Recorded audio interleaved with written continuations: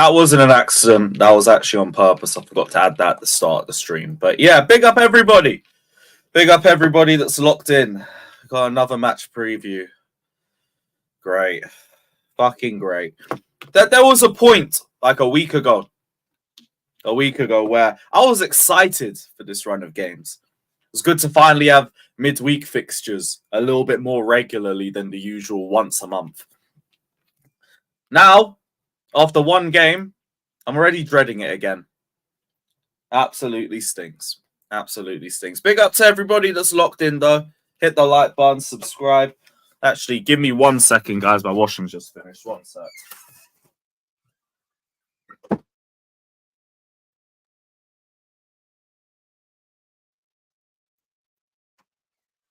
Cool. We're all good. We're all good. Sorry about that. Right, we're here. What's everybody saying? What's everybody saying? Herc130 says, can you just be positive? What, do you want toxic positivity BS? Because if you want that, you're going to need another stream, mate. I'm not here for that shit. I'm not here for that shit. How about you give me something to be positive about? What's there to be positive about? Oh, Conor Gallagher's back. The one guy we chose to build our team around. Yay. Yay, brilliant. Fucking brilliant. Well, what are we going to say after this game? Oh, we had to play in midweek and it's impacted our fitness. Even though Everton played the day after us. The day after us. No. Like, I will be positive once I have stuff to be positive about. I don't do that bullshit. If you need that, please find somewhere else. I do appreciate everyone who views the channel, but if you don't appreciate my opinions, bye-bye. Bye-bye. We have to win. We have to win. And I think even if we do win, I don't know how much pressure it takes off Poch because we need a run of games. We need a run of consistency. We haven't kept a clean sheet in the Premier League since Fulham. I think it was Fulham. I think it was a 2-0 win at Fulham back in October. We are now in December. We're not even really at the start of December. We're leaning more towards the mid part. Luton. No. Luton, that was a bit further back. It was Fulham away. Thank the Lord. It wasn't that long ago. Yeah, he wants me to be positive. It's okay, man. We have an easy run of games. We should easily handle it. What is an Everton? What is a Sheffield United? What is a Luton? What is a Wolves? We should be watching them. We should be watching through them. Even though I said that like a week ago and we fell at the first hurdle in humiliating fashion, but whatever. We need to be positive. We're scoring more goals. Than we did last season. Nicholas Jackson is very close to overtaking Kai Havertz's tally from last season. I guess we'll say that's a positive. We'll say that's a positive. I really got to 40k before Chelsea got to 40 points. It's not even a flex. Big up to everybody who subbed. I do appreciate it. It's a nice little milestone and everything like that. But I did want to get here after Chelsea. I really did. But yeah, in spite of all that waffle, we do have a game to preview. Oh, I'm not looking forward to this one. I'm really not. But as you guys already know, I'm not going. There will be watch-alongs here throughout the weekend. Super Saturday hate-alongs will be running. Crystal Palace, Liverpool. United versus Bournemouth, Villa versus Arsenal. Then Sunday, we've got Everton versus Chelsea. Then we have Tottenham, Newcastle. And I'm going to try pattern a capital conflict episode. I'm going to try doing that. We'll see, though. So it's tough to get everyone around at the same time. I'm going to try work on it. Top of the table doesn't even have 40 points. Oh, okay, you know what? Cool. We'll take it. Let's go. Love to see it. Right, so yeah, we got to respond. We have to respond after a win at that embarrassment. Otherwise, genuinely, Chelsea, Pochettino risks losing the match-going support. Massively risks losing the match-going support. Because fans were already starting to turn at Manchester United. I don't know if you guys saw the boos that the away end was giving the fans and the manager at full time. Now, after that, they've got to travel back to London. And then they've got to travel back up to Liverpool for the early kickoff. If they have to make that travel for an embarrassing performance, that away end is going to get very toxic. It's going to get very, very toxic. Real quick. Real fucking quick. Lot more fixtures this month, which will only add to the pressure if performances don't improve. If we don't get a performance against Everton, Sheffield United at home will be a cauldron. It will be a fucking cauldron if we don't get a result. Now, it could go both ways. We could get 6 points in our next 2 games, and it might look like things are going to improve. But I need to see that first. I need to see that before I believe in it. Right now, we're going to face an informed Everton team who are looking for their 3rd win in a row. And in spite of them having a 10-point deduction, we're closer to them than we are to top 4. We're already 9 points behind us. If they win, it goes to 6 points. Didn't think this could get more embarrassing, but a team with a 10-point deduction, God forbid if they overtake us. God forbid. Like, I hate even talking about us like this. Like, can we please just pattern up and realize who the fuck we are? Because I want to try and have faith. I want to try and have confidence. But the amount of times I have raised my hopes and they've just been thrown back down to the ground, it's like, I ain't got the energy for it no more.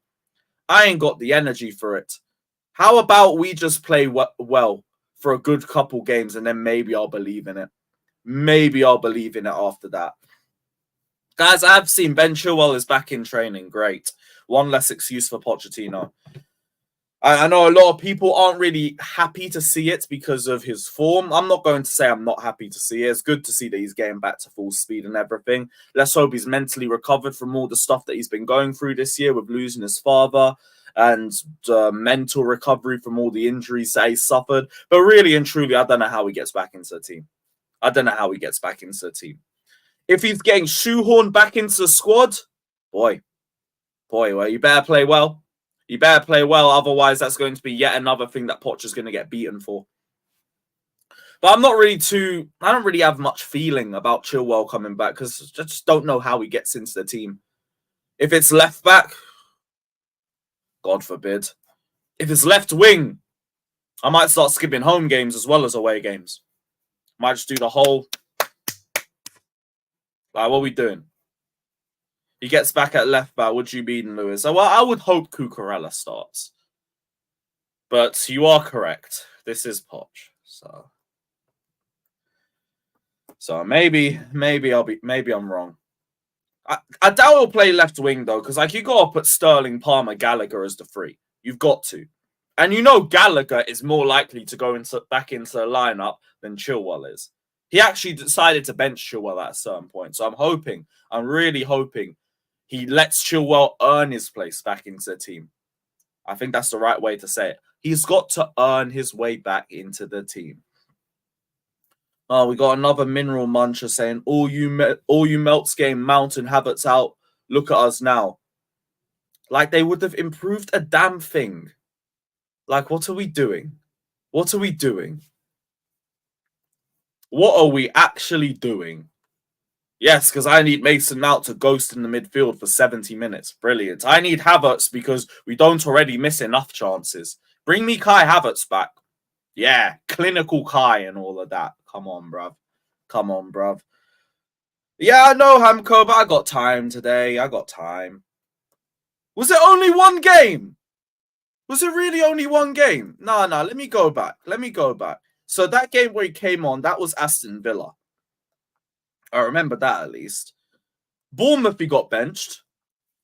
Yeah, he got benched against Bournemouth. Then he got benched against Villa. Brighton, he started. But that was in the cup. Fulham, not in the squad. That'll be when the injury came around. So it was 2 games, but yeah, your point still kind of stands. Your point still stands. We need to see a mentality switch. Have to. The team must push Everton from the first minute because if we let Everton get on top of us, then the fans are going to jump on top of Everton. And then that place is going to become a fucking cauldron and then our mentality is just going to go straight down into the mud. straight down into mud. We can get behind teams, we can build overloads, but we need to be more decisive in the final third. And Poch also needs to be willing to change things back, We can't be doing 90 minutes to try to play the ball out the back when playing the ball out the back isn't working. Eventually, we need to try something different because we're not getting results. We're not getting results. We've got to strike early, and we can't drop our heads in the first 30 minutes if things don't go our way, because that's another thing that we seem to do. We seem to have ups and downs, but we never really seem to have that consistent run for a full 90 minutes. Have to see what happens in this Everton game. I'm going to be so real with you. I'm not that confident. Here's me hoping we get a penalty or a little header off a corner or something, maybe an own goal. Take a jammy 1-0 win or something. But even then, I think Everton are going to be a really tough team for us to play against. These guys dominated Manchester United despite losing 3-0. And we got dominated by United. So, yeah, I don't know how we're going to do it, but you're going to have to do it. We need to get results.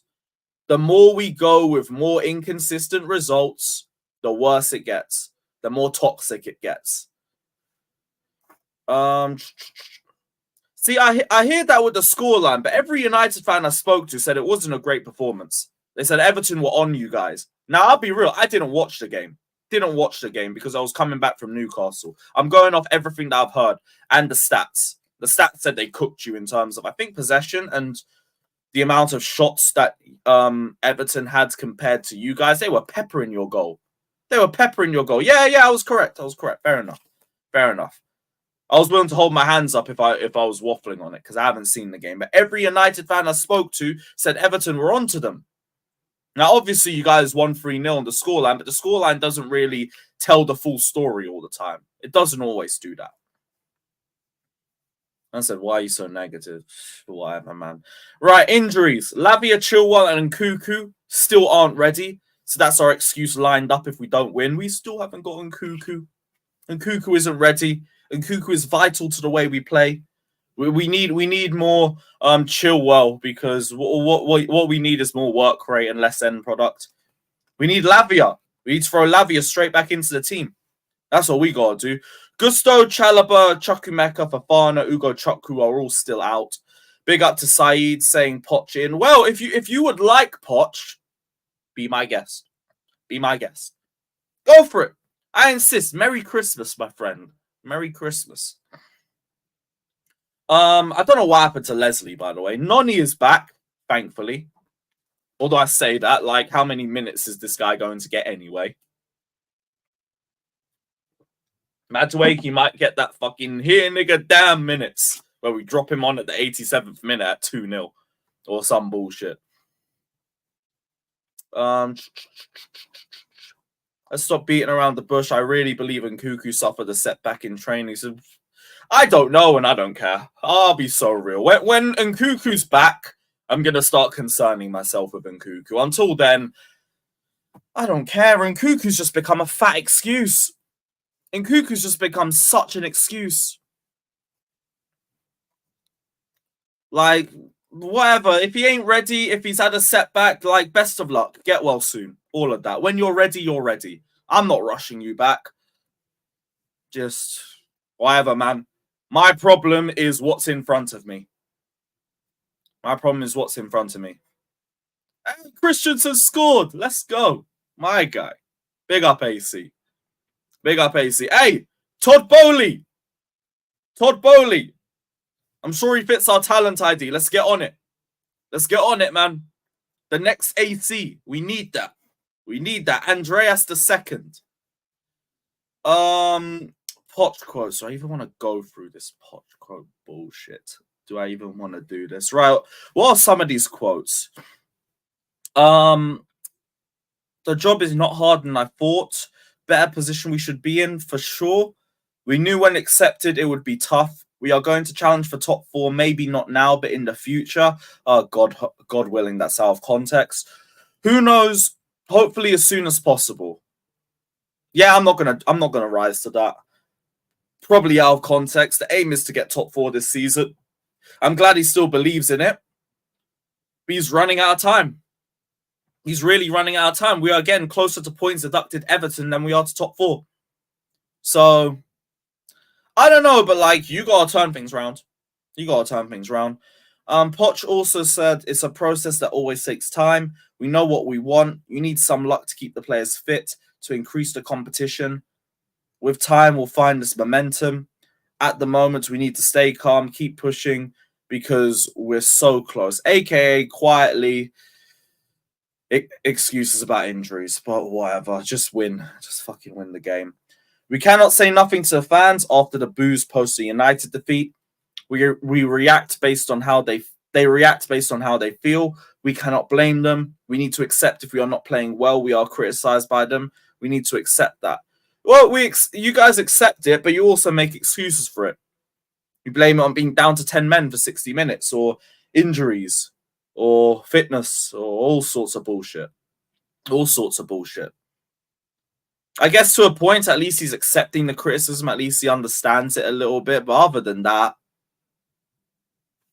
not much.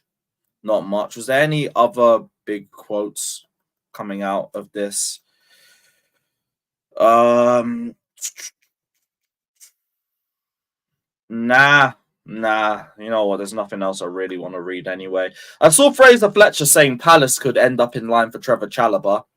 I don't really believe it, but I also quietly think we might be trying to get something with Mark Guéhi going the other way, because we've been linked with him for so long. But I don't see Chalobah wanting to go to Palace, because he's had teams in Europe interested in him. He's had Bayern interested. He's had Inter interested in him.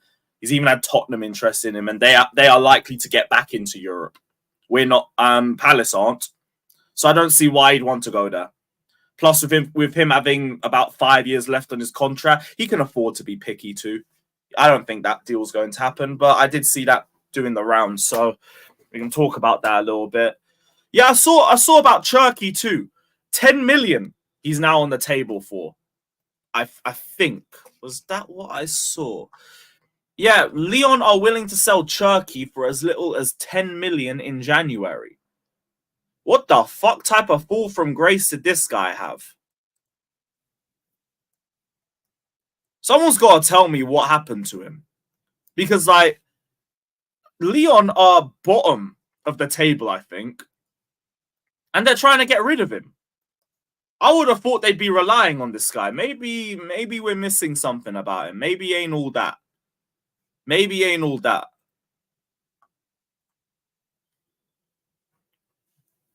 Ah, God knows. I could see us going in for him. I could definitely see us going in for him, but... Hey, yeah, you know what, Maldini, you might be onto something. You could flip him. Bring him in, send him to Strasbourg or something. And, yeah. See if he's worth bringing to Chelsea, or loan or sell the brother for profit. Seems Turkey doesn't like to run in football. Yeah, that's why we didn't go for him. That makes sense. He ain't a presser. He ain't got that dog in him. So, all right, cool. I understand it. We need our road runners. We need our road runners. What else is there? Fighting with the manager and attitude problems. Fair enough. I can't judge attitude problems until I actually know stuff about him. Lazy player. Hey, buy him and loan him out. Buy him and loan him out. Fuck it. Fuck it. Can't be any worse. Can't be any worse. Did I have anything else on this game? Right, some stats. Let's get into the stats. So Everton have 4 points out of 21 before beating Newcastle.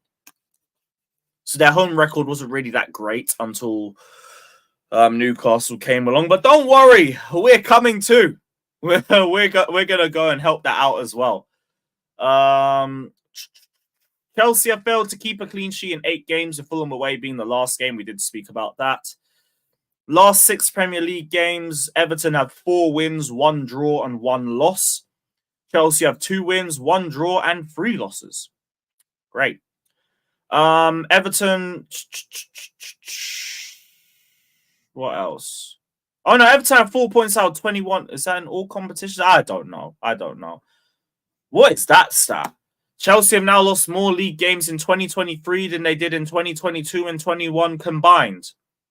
I'm actually not that surprised by that. Actually not that shocked. Yeah, I'm not that shocked by that.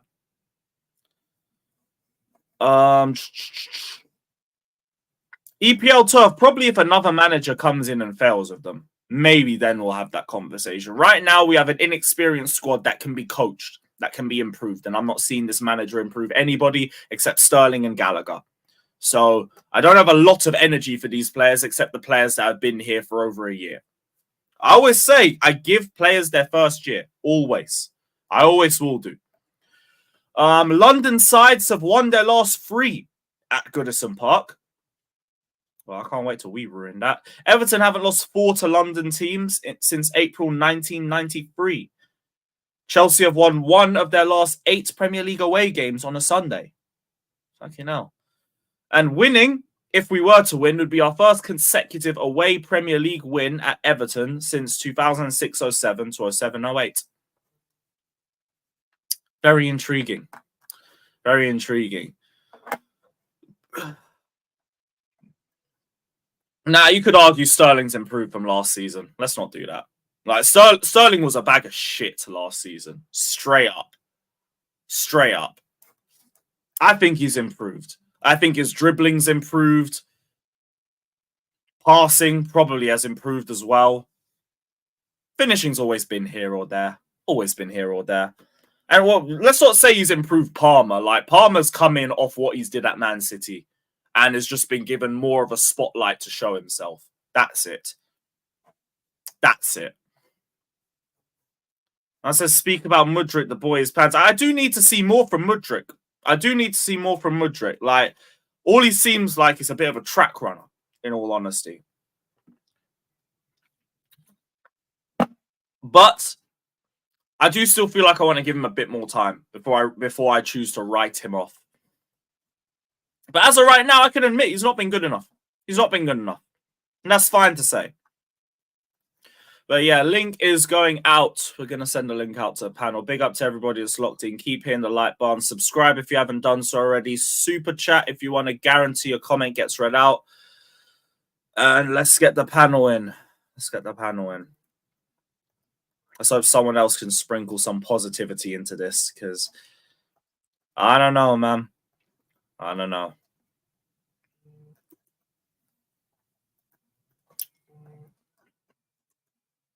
Who knows? Maybe I'm the bad luck charm. Maybe if I skip the game, we'll actually win.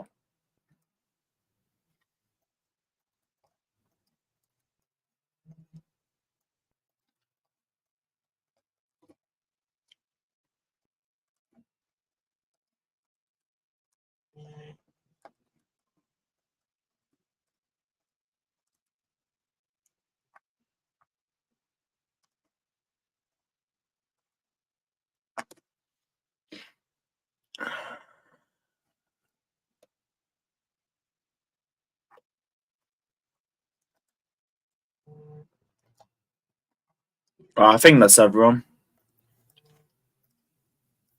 I think. Oh, no, wait.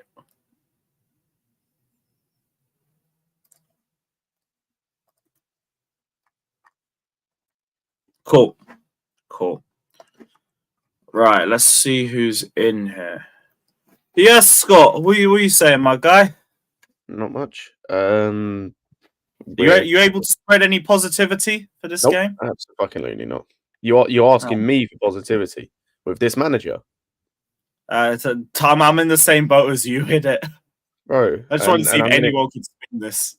Bro, like, what positivity? We just watched this Everton team wipe the floor with the same Newcastle team that wiped the floor with us. We also don't win at Goodison. Last season is an anomaly. We normally don't win at Everton. We're against Dycheball, prime Dycheball, where they're just going to sit back, soak up pressure and hit us on the counter. This manager's probably going to have us in a 3 or a 4-1-5 again, where Caicedo's in the midfield by himself. Bro, this manager's a clown, man. It's just long. It's just fucking long, bruv. I'm hoping we can just get something jammy. Give me a little header or something. Maybe Not we even can that, sit bro. All I want to and see at this point, protect 3 points. I'm done Getting you asking some for like little style of header. play. What am I walked into? I'm done asking for like style of plays and for this and that. I just want to see certain players play so they can improve. Like I'm done with seeing the same players. Like just show me a few players that can come in and so I can see them improve. Like that's all I'm asking for. That's all I'm asking for. What players would you like to see come in? I'd like to see Madueke play. He ain't gonna play.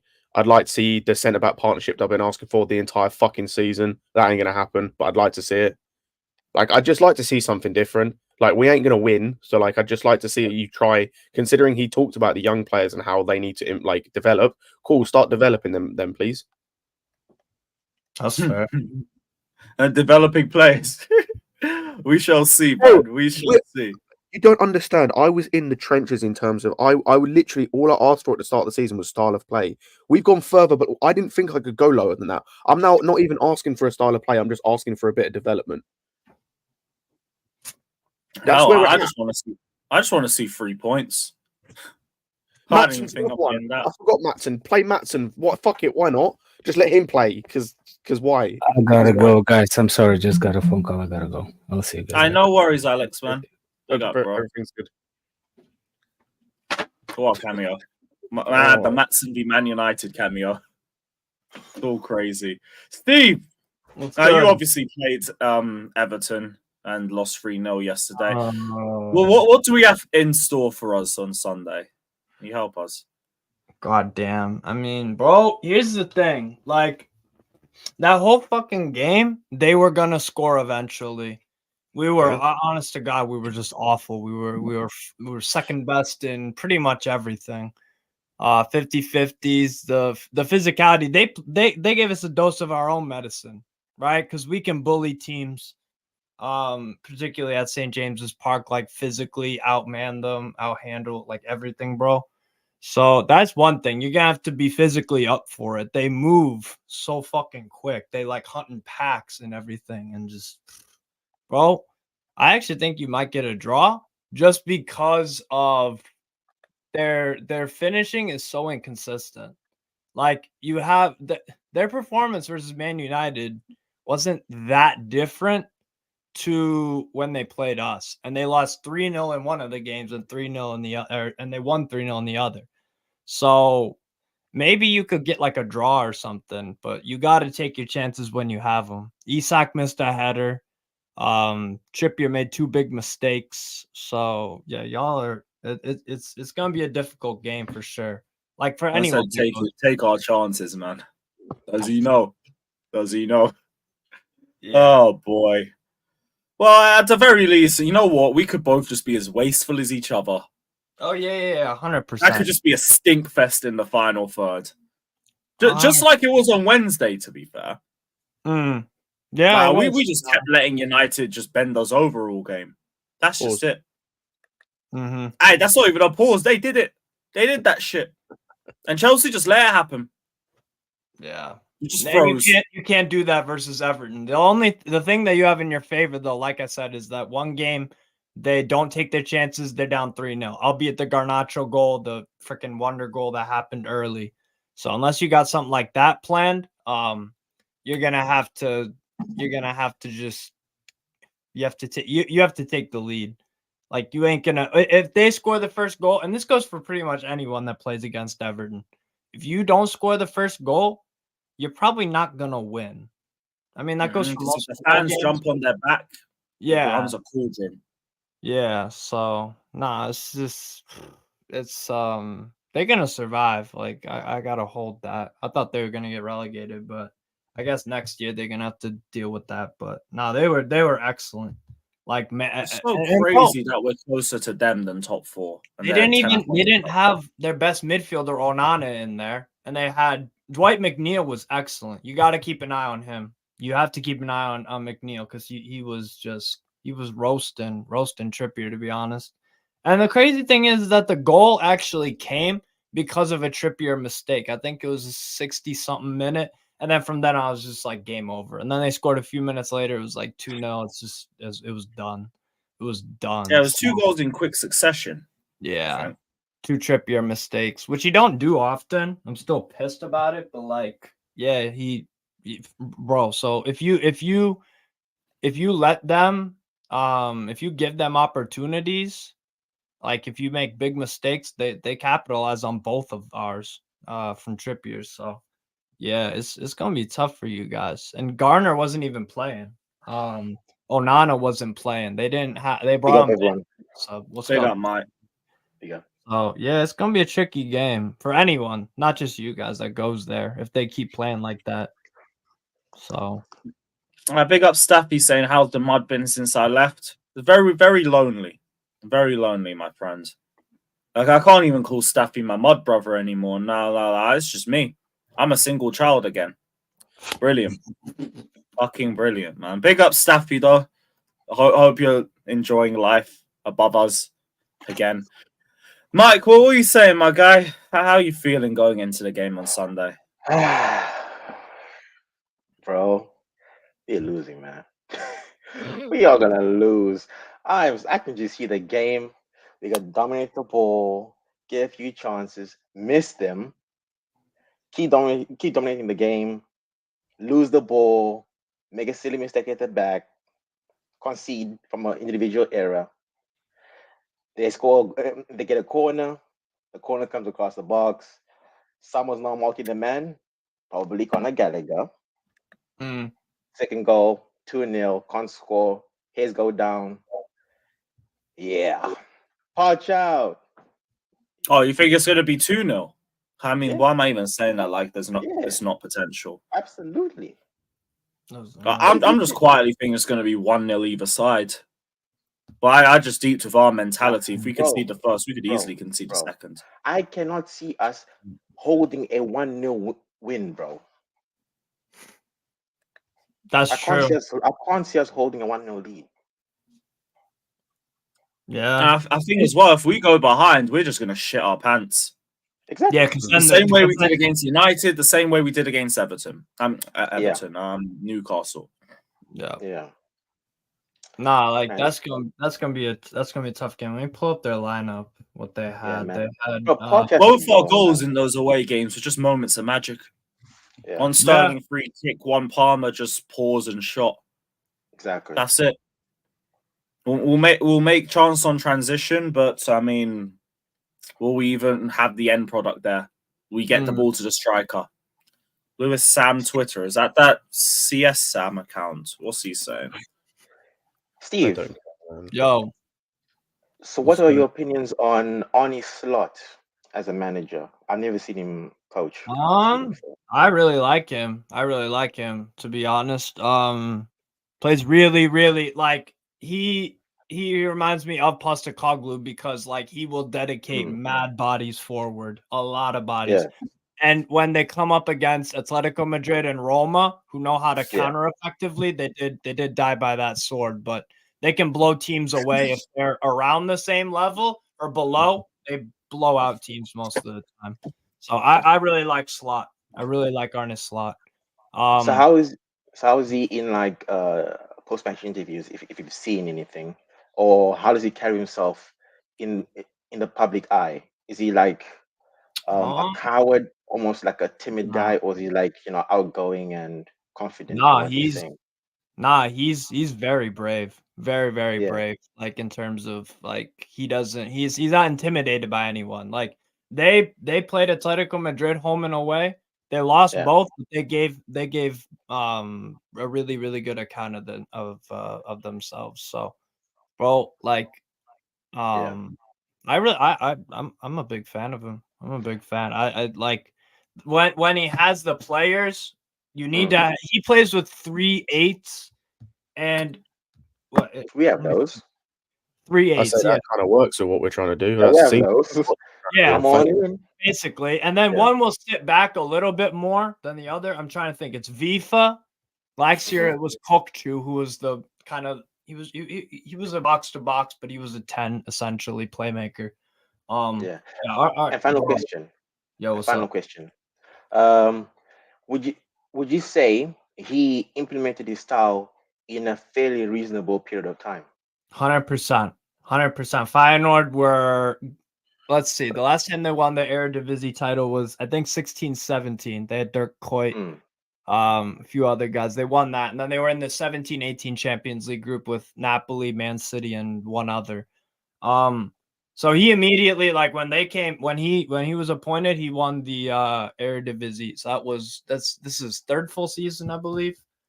So he won them the league in the second season, if I'm not mistaken. Okay, nice. Our future manager. 122 games managed for Feyenoord, 78 wins, 22 draws, 22 losses, 2.10 average points per game. So, nice. Yeah, he's what's it called? Let's see. They won the Eredivisie last year, and then the year before that they were second to, I believe that was the last time Ajax won the title under Ten Hag, actually. And they ran them real close in the title race and did well in Europe. They made the Conference League final 2 years ago, and then last season they made Europa League semifinals. They lost to Roma again.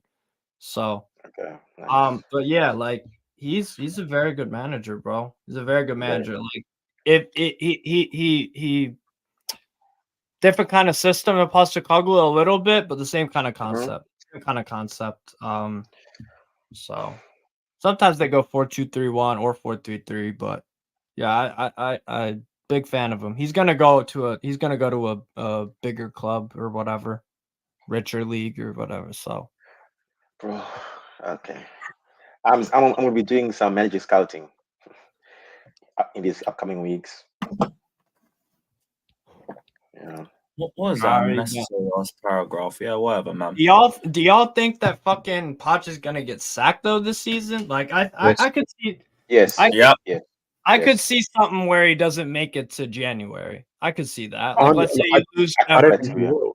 I said this before. Like, this isn't the same as Potter. There's like different factors. Number one is he's not their guy in terms of like the only guy that they looked at. Like Potter was literally like it was kind of like they rushed everything basically. Not even that. He was like. It was like it's a weird way of putting this, but it's the only way I put it. It's like love at first sight. He was the only one they were looking at. Like he was the only like if you're looking at someone in a club, if you're going for a girl and you see that girl, that was the only one for them, and they got rid of him on a 6-year contract or whatever it was, a 5-year contract. Yeah. This is a guy they've only got 2 years invested in him. They haven't built a system where also as well when they got Potter in, it was like they invested everything in terms of the backroom staff as well.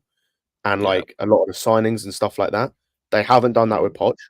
They haven't. The signings could work with another manager. We're seeing that the 2 midfielders we bought in aren't working with Poch, so like easy work with another manager. And they picked him from a shortlist because the other guys either ruled themselves out for other reasons or like. To be fair, with Poch, obviously they went a long time in terms of interviewing him, but all the other managers kind of ruled themselves out rather than he stood out above the rest. Like Nagelsmann ruled himself out. Nagelsmann and what's his face and Slot both said no. Yeah, and Enrique ruled himself out because he wanted to change half the team. And he wanted to keep Ziyech. And he was right. Slot also said no to Tottenham as well. He wanted to stay another year with Feyenoord. He said no. Nagelsmann said no, and Enrique wanted to change half the things, and so they have control over like transfers, and they said no. So like he ended up being kind of the last one of the bunch, basically. So that's why I think they will get rid of him, especially like I genuinely think that Sheffield United, like this run, specifically the Sheffield United and Luton games. If we come out of that Sheffield United game with anything other than a win, I think he gets sacked. Depending on other results too around you as well. Because forget that a game like this game at the weekend, there's a chance depending on how other results go, we could be like 14th by the end of the weekend.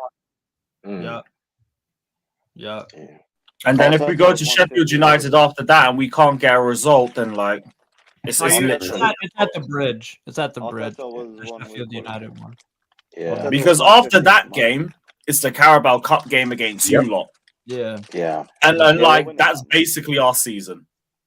Yeah. Yep. No, FA FA Cup Cup as well, too. man. FA Cup. Actually, I yeah. mean, yeah, the FA Cup's there. I mean, but I we're in a can't much see us more winning it favorable with position him, in the though. Carabao Cup now than the I was FA gonna say, Cup. Yeah. what's going to be I different think about the FA Cup? At least with the Carabao exactly. Cup, City are already out. Yeah, Yeah. City are who out, else? Spurs are out, United Yeah. are Even out, that, though. Arsenal Even are that, out. though. Yeah, I think we Arsenal are should. out. The only team that we Villa. might have to beat, I'll say the only team we might actually have to beat outside of Newcastle that's Liverpool. going to give us any trouble is Liverpool. Or that should Yeah. give us any trouble. Let me rephrase Yeah. that. That should give us any Yeah, trouble is but Liverpool. for the FA Cup squad, And Liverpool and Arsenal are playing each Everton. other. And we're so soft as a team. Yeah, no, There's no but no, mentality. yeah, the Once FA you go Cup, down, we bro, can it's play like, anyone, bro. The Yeah, FA like Cup, we we could can get play City anyone. away again, 4th round. Then what? Yeah, I was gonna say then Oh, what? At least now with Carlo, the I'm still Carabao demanding a Cup, we trophy, know bro. we can't face City. We know we can't Mm. face Arsenal. We know we can't face Spurs. Yeah, that's true. And I swear, isn't one of the quarter-final rounds League Two teams? Or was that I last think round? so. I think there's Championship. Mansfield versus someone Middlesbrough. else. Middlesbrough. Oh, no, I think that was last round. But even so, you've got some like championship teams are going to be making it to Port the next Vale, round. Middlesbrough, yeah. Port Vale's in League One, I think. Yeah, Yeah. but like, say we have to face Middlesbrough. Like, obviously, we've struggled against teams at that level earlier in Wimbledon. But like, that's a game. If we beat Newcastle, that's a game. We win that. Isn't that? Are we in the semis at that point? Yeah. Yeah, it's So quarterfinal. we're 2 games away from winning the cup, and that's, bro. If that Sheffield United game is anything but fuck even a win, that needs to be like 8-0. That needs to be like 8-0. If we don't win convincingly against Sheffield, like, I'm not going to trust him with that game. I'd rather risk the new manager bounce or They interim only manager. lost- They only Just make lost. sure it ain't Lampard. They only lost nothing to Liverpool. I watched. I know, that's what I'm saying. New manager bounce with Chris Wilder. Those overlapping centre backs again. Oh, I'm having flashbacks. They were competitive in that And game. we have versus no Bro, manager you having bounces. flashback? We having flashbacks. Hell, bro. if I'm the board, I'm already looking Yeah. for a replacement. Just in 100%. case. I'm Yeah, you already gotta looking for one. what's it called? Yeah. Not a contingency plan or whatever. Yep. Yeah. Mm-hmm. 100%. You can't be looking at what we've done already and not be looking at potential options. We've got 4 league wins in December. Yeah. Yeah. 4 league wins. Again, we are closer to a 10-point deducted Everton than we are to top 4. If it wasn't for that 10-point deduction, they'd be above us. Yeah. That's crazy, actually. And if they beat us, it will go to, I think, is it 7 or 6 points? How far are they behind us already? They'll Bro, go. Let Yeah, they'll go Everton 6 surpass points. us, man. If they beat us, they go 6 points behind us. Points behind. 6 That's points. insane, man. That's insane. I'm not saying 6 this is going to points happen. and by they're the on way. minus 10. I'm not saying this is going to happen. We're only 10 points off the relegation zone. We ain't got Tuchel's 11 points this time. Bro, that's embarrassing, man. Oh yeah, that's right. Bro, oh my gosh, man. Like we reach a new low each season, bro. Each time we think Each we can't week, go bro. lower. Exactly. Each week. We're closer to time the we think we can't relegation. go We're lower, closer we to the go relegation lower, zone man. than we are top 4, by the way. That's insane, man. You And can't tell me it's injuries. Yeah, people bro. tell us be positive. Trust the Yeah, manager. I hate the injury. Bro, I hate the injury excuse. I'm you getting can't tired tell of the me it's player injuries, excuse. I'm getting bro. tired of every other excuse because you can't tell me that Nkunku and Lavia are coming into this team and fixing everything. You've got a guy that's never played in this league before. I don't care how good he is. He's never played in this league before. He's never played to the style in terms of the speed of the game in this league. Like, he needs to get up to speed to get to that level. I'm saying he can get to that level, but it'll take time. And you've got a 19, 20-year-old who's just come from a team who was relegated last season. Again, you can't expect him to come in and fix this team. That's fucking insane. That's what we've been complaining about the whole season, about the fact, or some people have been complaining about, we've got a young team and we're relying on a 20-year-old to come into this midfield and fix that. Do you have fucking and also, stupid?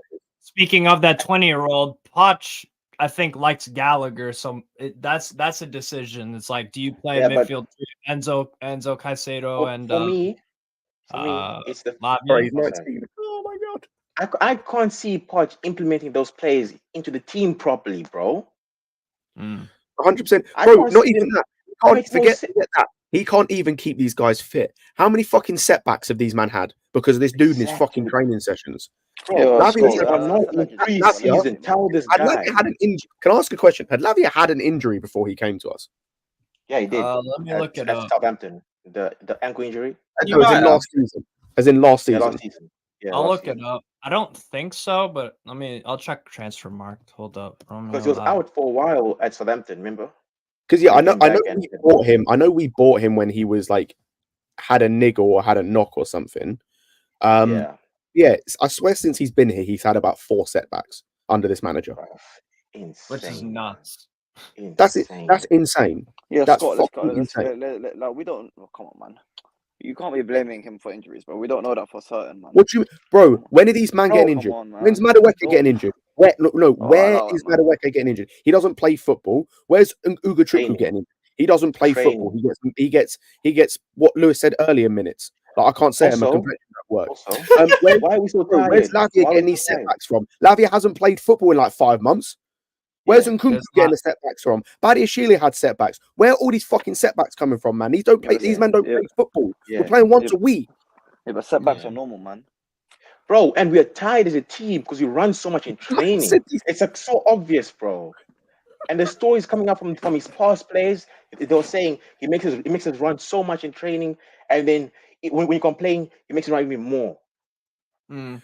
It's like just Ronnie like had a you setback. have I to- forgot about that. come on, man. You have to know when to lower the I workload don't know on how the players, man. you man are telling professionals how to that they're overloading players, bro. Like, come on, man. Allow it, man. Well, Do you know? well, no, well, you know the why I reason, know it's the the case? reason, No, hang on. One game a week. Hang on. game Do a you know why I week. know it's Scott, the let me case? finish, bro. Because Let me Tottenham finish, fans go, have bro. told me it's the case. Tottenham fans have said the Exactly. same thing, by the way. Tottenham fans have But said the they're exact same but thing. we're fans. We Oh are look my at fans. God, Deli but Ali. what Look players? at Deli Ali's complete. Dele Alli said at deterioration. 23 he was finished physically. Dele Alli Yeah. literally said he was finished physically at 23. That's not normal. That's one example, It's bro. not. Actually, sack him now, I'm man. trying to find that He's Danny destroying Rose your quote where it's players, like, man. Poch don't really believe Come in on, man. fitness. It's just about your I mindset. was going to say also none of these. I keep saying someone will say they're injury prone. This man's had one injury, which is a hamstring injury, and since then has had an ankle injury, which is not in any way linked, as far as I'm aware, and has had setbacks on that injury. So how is he injury prone? This is How many? not Let me injury. go. Like you can say it for some of our players, right? James, fair enough. Fafana, fair enough. Yeah. But I'm going to go through all the players that are currently injured. Has Carney had major injuries before? Mhm. No. Man's not out for like 2 months, 3 months. Like, what are we doing? Yeah, but what was his original injury? Chukwemeka? Meniscus. Yeah, no? this is the problem, bro. Meniscus. We don't know. I don't know. We can MCL look it This is up. the or problem. something. Or Let's MCL. look it up. A knee issue. Yeah. Malagusto had one major injury before One he of joined them, us, and I- that's out again. Scott, you make it sound so simple, bro, but it's really not. It's really not, man. If anyone's Bro, making it how many sound simple, injuries have we had this season? Yo, listen, Bro, bro. it's I'm gonna not go on Hassam Sharon later, bro. a Just lot. help me, not bro. Ugo. Oops, not Ugo Chukwu. Hold up. Well, what were we checking out? Ah, Chukwemeka. That's right. Oh no, he's had Yeah, Carney. last season he had one injury, which is a hamstring injury. This season he's already had 2 injuries, and they're both knee injuries. And he hasn't played. It kicked And the Gusto ball. had an Having injury, kicked the ball. though. Outside of the first the game he got the injury in, he hasn't kicked a fucking football and has been injured for over 100 days for the same goddamn injury. Steve, can we check Madueke's injury record, please? Oh, his is terrible. Then actually, Madueke yeah, is that's actually bad. quite bad. Get Madueke. Yeah, Madueke. Yeah. Injury prone, bro. The reason why PSV were so comfortable to let him go is because they knew they had Bakayoko. Because Madueke played on the right and Bakayoko, so they rotated, and then eventually Bakayoko just took the spot. So and he stayed fit the whole time. He plays every game for PSV. I really like Bakayoko. Go back. What the fuck? Jesus Christ. What the fuck? I don't know why Hey, this Lewis. froze up. Dude, How's the What? mood with supporting fans bro. on Poch? Like, how do they feel about Poch? What, in terms of match going fans? Yeah, are they turning? Honestly, I or- think they're just going through the motions with it all. Yeah. Like, it's not as toxic as it was under You said Sarri, Madueke. but you could just see it's just a bit of contempt and just, we're here again. That's what the mindset is, basically. I can't lie. I'm surprised that match-going fans haven't turned on Poch sooner because of the whole Tottenham thing. I'm not saying that's right. I'm not saying that they should turn on him for that reason. I'm just saying I'm surprised they haven't. I think they have, man. Here's All I heard- Madueke. All I heard after. Part United of me feels like there's a bit of a lack of expectation of them. Oh, fucking hell. Yeah, Madueke Yeah, it's is bad. Madueke. Very. Bloody that's hell, insane. man. So he's missed. So he's insane. missed 21 plus 9, 30, I'll 38, bring the super chat back 48, up. 54, 50, 62. He's missed what is that? 66 games in his pro career so far since And do you know 18. what's mad? But do you know what's mad is he joins Chelsea and doesn't have a single injury in the first 6 months he's here, and only has 2 injuries in the whole time he's been here, Yeah, and he doesn't play. Like, True. Mm. Jesus Christ, that's ugly, bro. it's Yeah. insane. Yeah, that's bad. Like, that's I'm not nearly gonna as lie, bad. it's a red That's nearly as bad as Fofana's, man. Fofana's is a joke Yeah, as well. it's a red flag us buying such injury prone players. That's not good, bro. I would think the injury proneness of a player would basically just rule the player out from our scouting. I think it depends on the extent, because, like, as we're seeing, like, I think it depends on the extent of the injuries. And because, like, I think if you're signing for someone that's got a lot of muscle injuries, and yeah, I agree, that's probably not Then it's best. done out. And like the Fofana thing as well, had a lot of knee injuries. I think if you're signing someone that gets a lot of impact injuries, that's not as bad, because I think you can find ways to mitigate that. I think it kind of just depends. It's kind of like a case by case thing. But we've bought players that aren't injury prone and they're now injured, so like, it just don't matter. Like Lavia. Yeah, that's nuts. To be fair, Big up Lavia, to we James don't actually saying- know. We don't know. Big up to James saying Dyche has his lads run loads in training, and he fixed up Calvert-Lewin while not dropping training standards. Hardly impossible task. Don't know if this is on Poch. Yeah, I do believe Calvert-Lewin. I do believe it's speculative to a point, but the fact that we've had so many injuries in training is questionable. Yeah. It is questionable.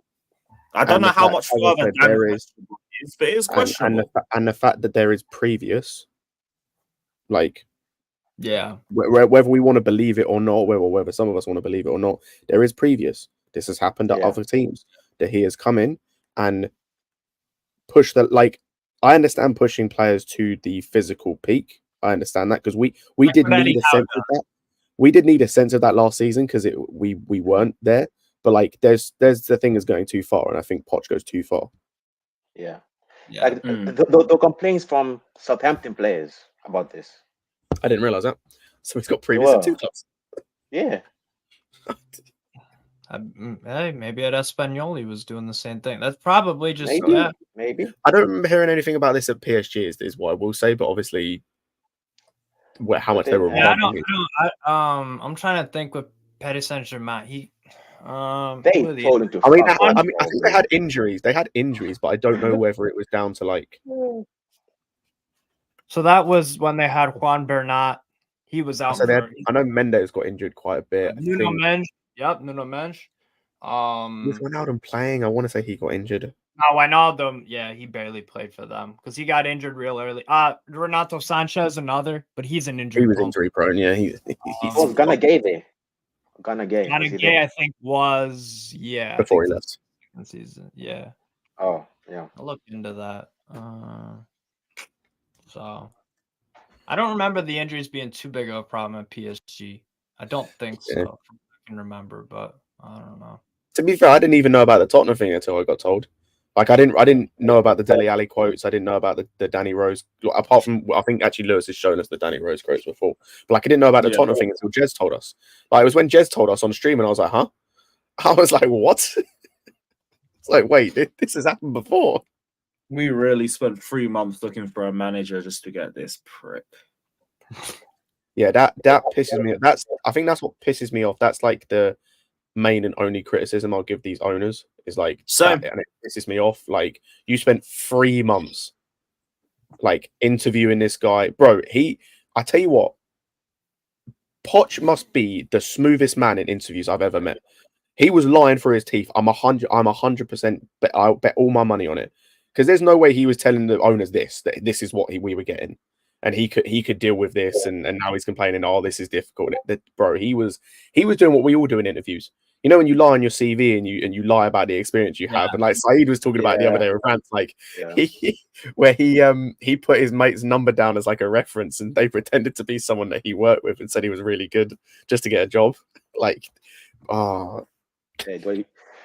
Hey, That's man. probably Yeah, that's like, probably but what you he lot did. got Got come on, man. Messi to give him a nice little reference or some shit. But if you don't want Hey, Salah I to managed come back, Messi man. and Mbappe. I've got experience. Any deeper, we might have had their worst manager.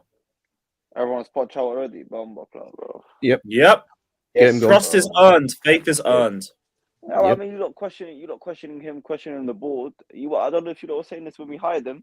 All of a sudden, things get a bit ugly. Well, yeah, because we You gave him a push- bit of time to see what he's about. Yeah, No, because things can but change, bro. Like, but the things you question him about now, you should be questioning about then, and you should have your concerns back then. Nothing's changed. He's had the way he what do you mean trains. nothing's That's the way he changed? trains. From when? From where? Hang on, from when he was hired. Hang on, you mean from when he was hired? No, I'm saying the way he coaches. That's just him as a manager. You know, the way he quote unquote pushes players, the way he makes them run. That's just how he is. You know, and I think This is more stuff we weren't really aware about at the time. Yeah, exactly. It was, as I said, it was stuff I wasn't aware about until Jez told us. Like, You until learn then, more I about was the not aware. manager the more you see him at your club. Mm-hmm. Yeah. And also, the one thing you'd hope, Southampton thing before he the came one on. thing you'd hope as well is, as a manager, that, considering he was at Tottenham, what, 5 years ago, 6 years ago, that he's learned in that time, that he's developed. But it's the same as Lampard. Lampard left our club, but 3 years later came back and hadn't learned a thing. Like, that's terrible. That's poor. Like, that's unacceptable for me as a manager. Like, I don't like, unless you're at the end of your career, you should always be trying to learn because you can always bet yourself. That's the case in every walk of life. Not to toot the Newcastle horn, but like that's what Eddie Howe did. Eddie Howe recognized that to get back in management, he was like, "Yo, my defensive side of the game is lacking." Because Bournemouth scored a lot of goals, but they did leak a lot. Albeit the personnel wasn't amazing defensively. But and then again, you still had Ake, you had Ramsdale in that defense, you had who was it, Steve Clark. You had some dependable guys, but like, yeah, the defensive side of the game at Bournemouth, that's what people criticized him about. 100%. But then he goes and learns. It's the same with Gary O'Neill. Like, I think Gary O'Neill did an interview. He was on what's it called? Fox or something. No, Sky Sports, like the Monday Night Football, I think it was, or something like that. Yeah. And he was talking about his tactics against, I think it was after they played like Bournemouth, and like he in a few months has started to like learn more. And that's what you want. And that's what people should be doing in all walks of life, by the way. This ain't just as a football thing or anything. 100%. And this guy in 6 years hasn't learned anything. And what he has learned, he's tried to copy off the best manager in world football and is failing.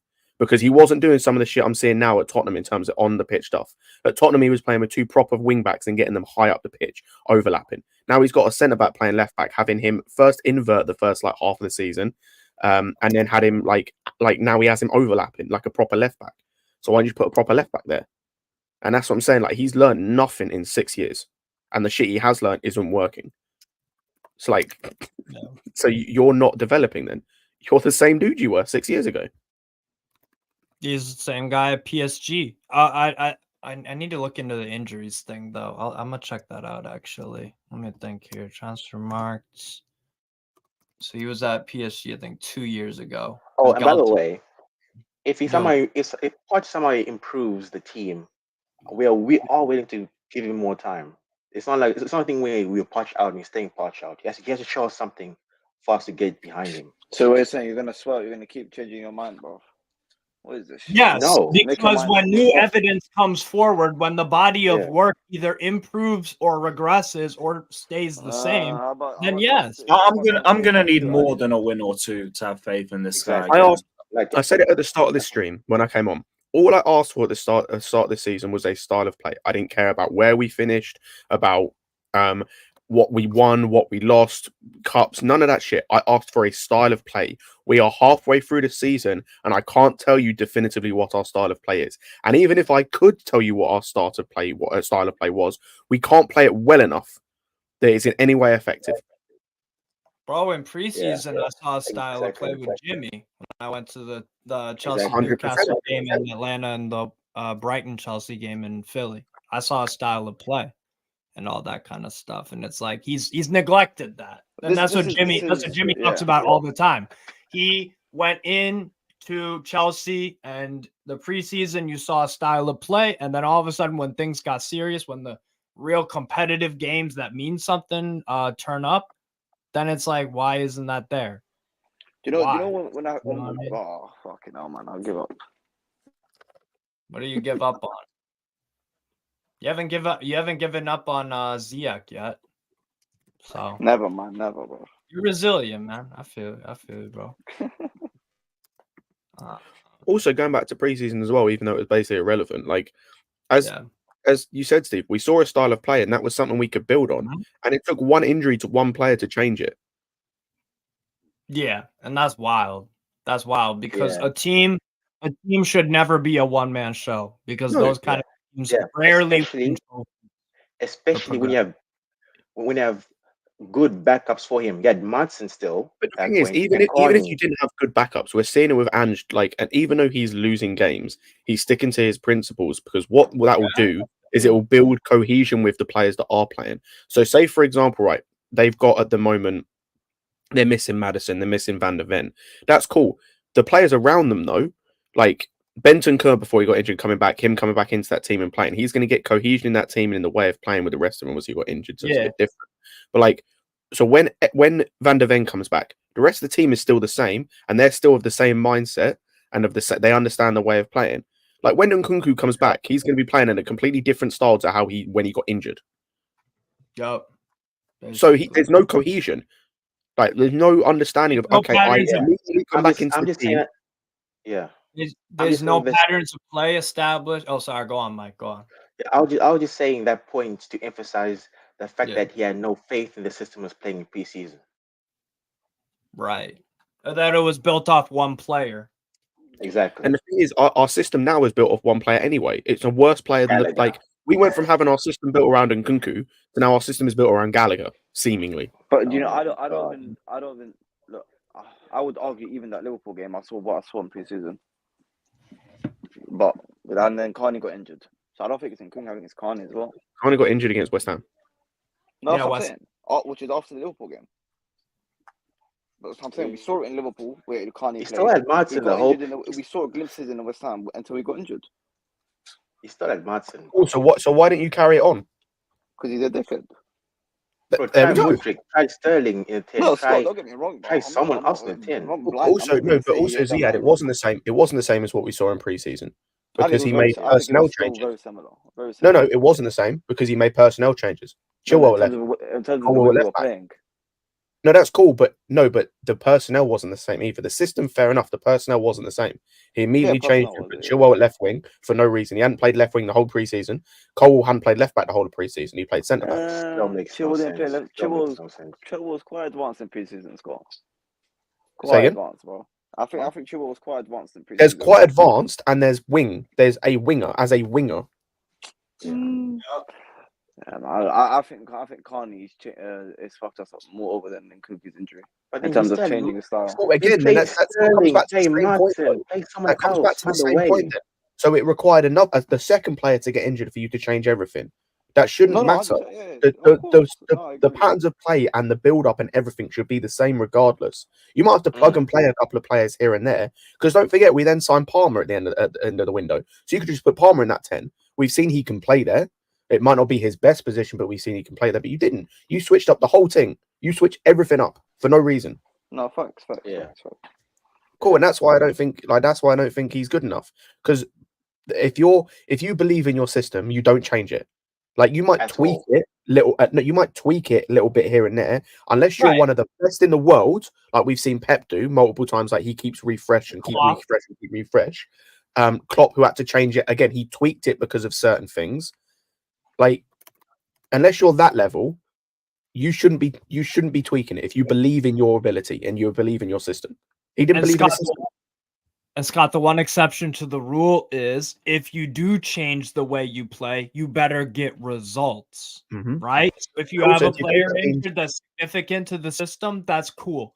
But you should still be getting results. Find a way to make it work. The thing is, though, you can change the way you play as well. The thing is, you can change. There is another kind of exception to the rule as well. You can change the way you play if the players you've got merit playing a certain way. But he hasn't, so we've got players that you could argue potentially lend towards maybe playing a counter-attacking system. He's not even doing that. Yeah. So there is no real system from what I see from you. He's just failing. It's hard to identify. It just look like we make it up as we go along every away game. Home game, we were lucky. We just played what's it called? We played a really injury-prone and stretched Brighton team. But then the next game, we make the same excuse, even though that was our first midweek game in God knows how long. Big up Shard saying more than one thing can be true. Poch needs to be sacked and the board needs to alter its transfer policy. Yeah. Say more their recruitment, because this manager ID stinks. Yep. This manager ID stinks. This is the second time we put our faith in a bum. Yeah. But on both sides though, on the manager side and on the first team side as well, I think I have to get more experience, regardless, especially along our Yeah, experience I a hate factor that too. I got that much. Although I feel like if we did have an experienced striker who was scoring goals, it would just be papering over the cracks a little bit. It still wouldn't look very convincing. Yeah, Scott, I'm not saying we need experience to not be 10th. I'm saying we need experience to like reach top 5 and be in and amongst the top 5 teams. Or even just like in the mix, in the hunt, right? Yeah. Like Brighton with their injury crisis, I think they're 8th right now, like 2 or 3 points behind Man United in 5th, something like that, or Spurs or whoever it is. Like, and they're dealing with the injury crisis, so it's like, that's wild, bro. A big up to Felix as well, saying all that needs to be said about this board and manager is we have less wins than Everton, plus we'd have less points with a deduction. 14th in 2023. Arbo's already predicted that we're going to be 14th by the end of the week, let alone 2023. We probably will be. You definitely aren't wrong on that one because I don't know where our next win comes from, even with this run of games. Well, it has to be Everton and Sheffield United, but how many times have we said we have to win this one and we don't? We have to win every game from now till January. Like, that's the expectation in terms of what the expectation should be. Like, we need to win every game from now to the end of January. But let's be frank, like none of us. I wouldn't put money on that. The only teams I thought we would beat were Luton, Sheffield United, and Palace, and I don't even know if we'll beat those 3 anymore. Bro, this experience thing is nonsense, bro. Luton, I know. I Luton, think it's nonsense. Luton have been playing the bigger They've been, teams like real football. tough at home, real tough. You know what I'm saying? So Luton have been playing also, on the experience thing. I mentioned this in a previous stream. Reportedly, again, take it with a pinch of salt because it is just a report. We're looking at Jonathan Tah, who's 27. Oh, There's I saw that. Cool. So they're apparently now looking at experience. So can people now shut the fuck up about the experience thing? Because they're looking for experience. Also, if this is true, again, it's a report. Take it with a pinch of salt. If this is true, that whole they're not signing anyone over the age of 25 or whatever it was bollocks. That ain't true, is it? If they're looking at that was bullshit anyway. We knew that about the whole Tony links. We've been linked to Tony all year, but the guys have had a ban. And he's been over 25. It was just clickbait from Matt Law that everybody followed. Yeah. Just fits the whole Todd Bowley narrative and everything. Like, no, that's not the case. We are looking for young players, but there is definitely experience that's being looked for as well. The whole point with the experienced striker thing, I kept saying, was there's no one really out there except Vlahovic. We clearly didn't want Vlahovic. Osimhen was not for sale. Tony had a ban. Who else? There was one other. You were linked with Lautaro. The Vlahovic. Oh yeah, heavily overpriced. Heavily overpriced. Yeah, the Vlahovic thing as well. Like, I didn't even want him. Like, he's not exactly been lighting the league on fire in Serie A this season. I think he scored like 4 goals in 3 games, or three goals in 4 games. Then went a period where not scoring. Then got injured again, and then came back and scored. Juventus. Also, one of my experienced young players. Here's the thing: I've seen younger Arsenal sides make it to the semi-finals of the UCL. When we did, like, this is why I don't want to hear the experience like nonsense, right? Because we did this. Like, that's what Badiashile was. Yeah, that's true. Hell, we haven't signed anyone who hasn't played first team football. Hang on, that's what Caicedo was as well. Vlahovic missed a pen last game. Crazy. Cool, and this is what I'm saying. Like, this is what I'm saying, man. Like, there are certain players in this team that I fully understand getting at for either lack of experience or for being too young, right? You look at Mudryk, you look at Jackson, if we're talking just first team, by the way, you could probably throw Madueke in there as well. Like even Palmer, but he's been really good. But like we signed Badiashile, man's played like over, I think, 150 games in his career. And he's 23. Yeah. We signed Asasi, he's experienced. We signed last season, we signed Kukurea, and people want to get rid of him. He's experienced. He's played games in this league. Right. Like we signed Sanchez, he's played games in this league. He's experienced. He's played multiple Premier League seasons. Yeah. Gusto, fair enough, but he's a backup right back. Like you hope that he doesn't have to play too much if our frigging captain could stay fit. If our frigging captain could stay fit for more than 3 games a season. Yeah, basically. Suspended too. Exactly. Like in the attack, I can kind of understand, but bro, like our defense, right? For example, against Manchester United, the game we just lost, a 39-year-old. I hate this BS agenda that we never say anything about the owners when we've literally said numerous times these guys manage ID. Bro, this guy and anyone else. The problem with people like you is that you just want us to blame everything on the board. No, we're being objective. We're looking at the entire thing. The board are to blame for this stinky manager ID, and that's where it stops with them. That's it. To be fair, I would even say that the other potential criticism I'll give them, depending on this next window, to be honest, this kind of a make or break for me, is Win Stanley. Like, if we have another window where he shits the bed again, or the incomings are questionable. I said we should have got Dybala. Dybala used us to get a contract. Who's fucking injury prone? Who's fucking injury prone? Who's fucking injury prone? We spent, what was it? Not even half an hour ago talking about fucking injury prone players and not getting them. And man want to go and get another fucking injury prone player. Oh yeah, actually, you even deep that. Fucking hell, bruv. I like the Mickey says more about the players. How are you writing these players off in the space of 4 months? How about you look at the guy coaching these players, my friend? How many of you, man, were complaining about Caicedo when we bought him? How many of you were complaining about Enzo when we bought him? How many of you were complaining about Gusto when we bought him? How many of you were complaining about Badiashile after we bought him? How many of you were complaining about Disasi after we bought him, after he came in and showed what he can do? How many of you, man, complained about some of these attackers or some of these players just in general? The only dude that had, like, the only 2 players that had unanimous criticism or unanimous kind of around when we bought them was Mudryk, understandable, mostly because of the price tag, and Palmer. Yeah. And Palmer's shown all of you motherfuckers who complain about him wrong. Mudryk, fair enough. Yeah. Basically. Yes, Mickey. Yes. I've been saying that for weeks, brother. It's Poch. Poch is our biggest issue right now. Poch is our biggest problem. It's not the owners. The owners, I'm going to have more energy for them if Poch gets sacked and we bring in another bum yes man. Mm-hmm. Then it's going to be like, nah, third strike now. Third strike. You man are giving this project to idiots. Right now, it's like, nah, I've got my eye on you guys. The next manager has to be on job. You have to pick the right guy. You have to.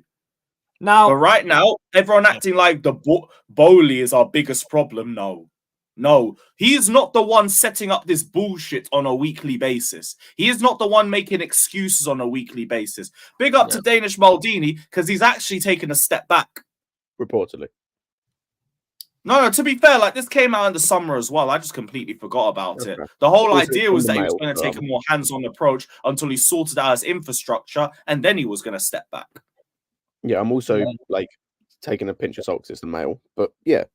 So like, that's the thing. Even if you want to go the owners, it's not even both of them. It's I understand. Like, it's just I'm heated because I hate where our club's at. In it, it's nothing. Yeah, that's the thing. Like, we're just heated because where the club's at and because we hate this manager. Like as I said, no one's. I think this is the thing people need to understand. No one's absolving the players entirely, and no one's absolving the owners entirely. But there comes a point at which like we can't sit here and say every player we bought is shit. Literally after it, like I can't say that after in the window talking about how the midfield three, when they play of Lavia, Enzo, and Caicedo could be the best midfield in the league. I can't sit here and suddenly tell you that Enzo and Caicedo are shit. Like I can't do that because that's just ludicrous. I can't sit and tell you that. My friend, we say Roman would never ever let this club in the situation. A big reason why we finished 12th was because of 5 years of meaty transfer windows that led to a meaty squad. Yeah. So also, let's be real, a rebuild was hella overdue. And the fact that we took so long to do it is a big reason of where we are. But it's an uncomfortable conversation that a lot of people just don't want to have. Yeah. And again, it's not downplaying what Roman did. It's not shitting Of on course. Roman. It's just an uncomfortable truth about like there were things like if Yeah, Roman Roman. had done a bit more, like if Roman does a bit more, or Marina or whoever does a bit more, like we're probably in a better position now, and we probably would have won a lot more than we did. That's a kind of unfortunate fact where like we actually probably could have won more Champions League, won more leagues. Like that's for me with Poch, I just think it isn't Poch's fault. Bowley aside, it is Poch's fault because he's meant to be a genius in youth development. That's his tagline. That's for me. It's why is it the only player that's improved is Sterling and Gallagher? I don't even put no. The thing is, for me, the improvement thing, I only give to Gallagher because I don't give Sterling because we already know what Sterling's level was. He came from fucking City. I just mean it based on last season, innit? Like, no, not even that, bro. Like, because you say that we were in the pits. Like, you could say that about a few players. He improved a few players based on last season, but like, I'm talking about from where they like. I'm talking about from the best we've seen. He's not improved Kukurea. We've already seen better. He's not improved Sterling. We've already seen better. We know he can perform to this level. Gallagher's the only dude he's improved. From what in terms of the best we saw of Gallagher, he's improved him to be more of an all-round midfielder, I'd say. Yeah. Outside of that, he hasn't improved anyone. For me,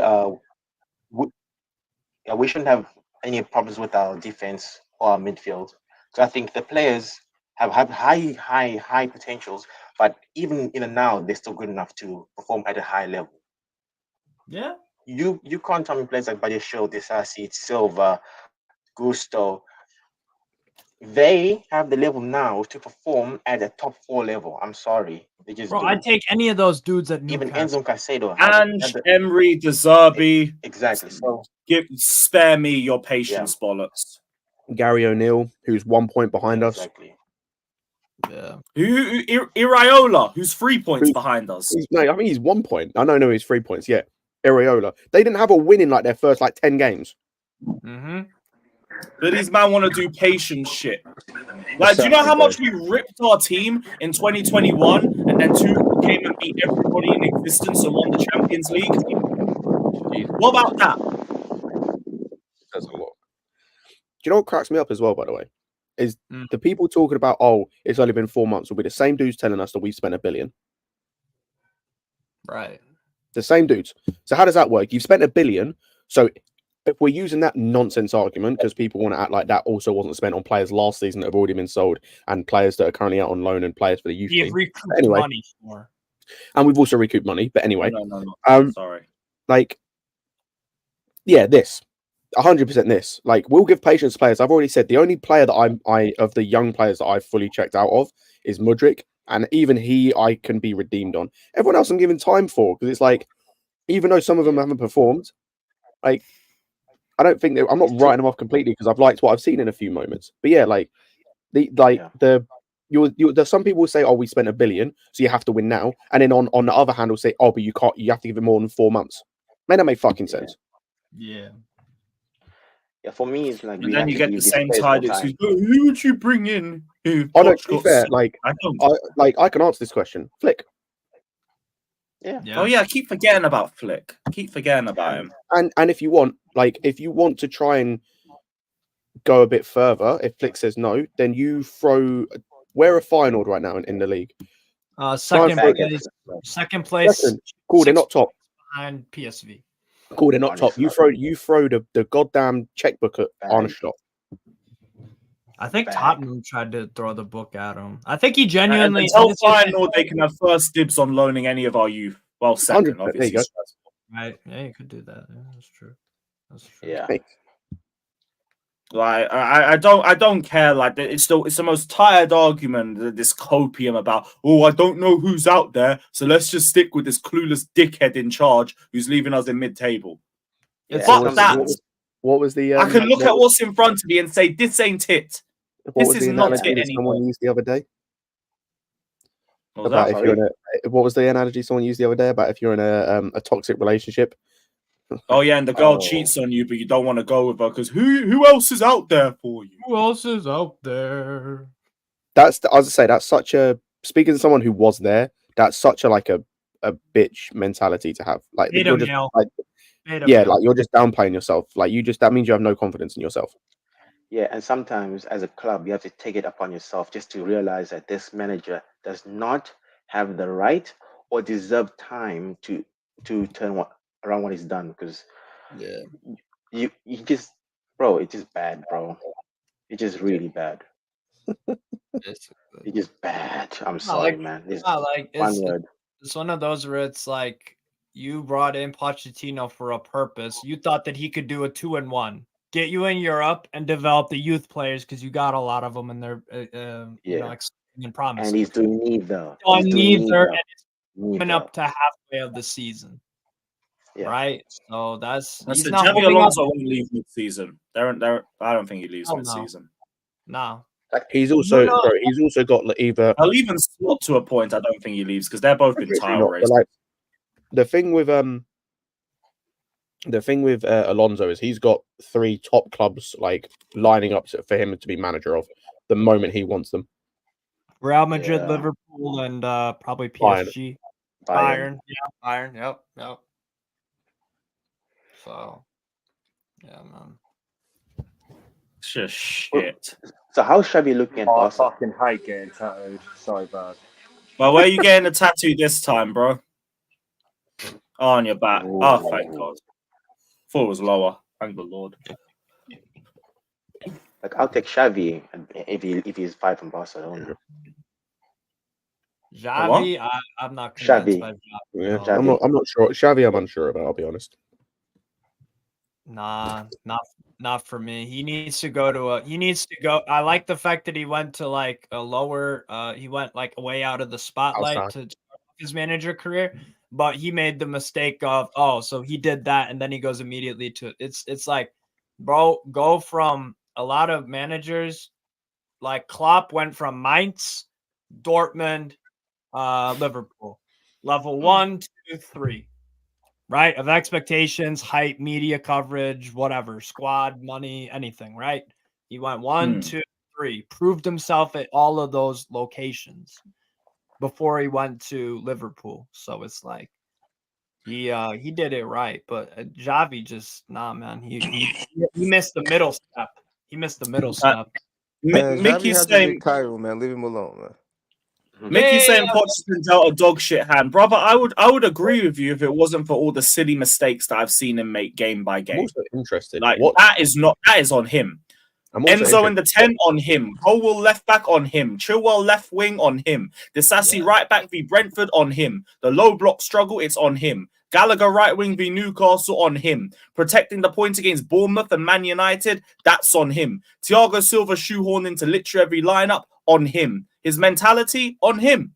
Sorry, Mickey, I don't see it. Also, I'm interested. Genuine question. What Big up though, like what obviously no dog shit hand has he been? What dog shit hand has he been dealt? I'm genuinely curious to know what you mean by Exactly. that. Our For players a are manager good, who man. prioritizes youth development. Our players are good. Don't forget our players are good. Yeah, you got good players. We had the easiest start of the season statistically in the league and got 5 in 5. And that's points, not wins. Damn. Like, no, like Poch's not been dealt a bad hand in anything except maybe no striker. Maybe no striker. I'll give you that.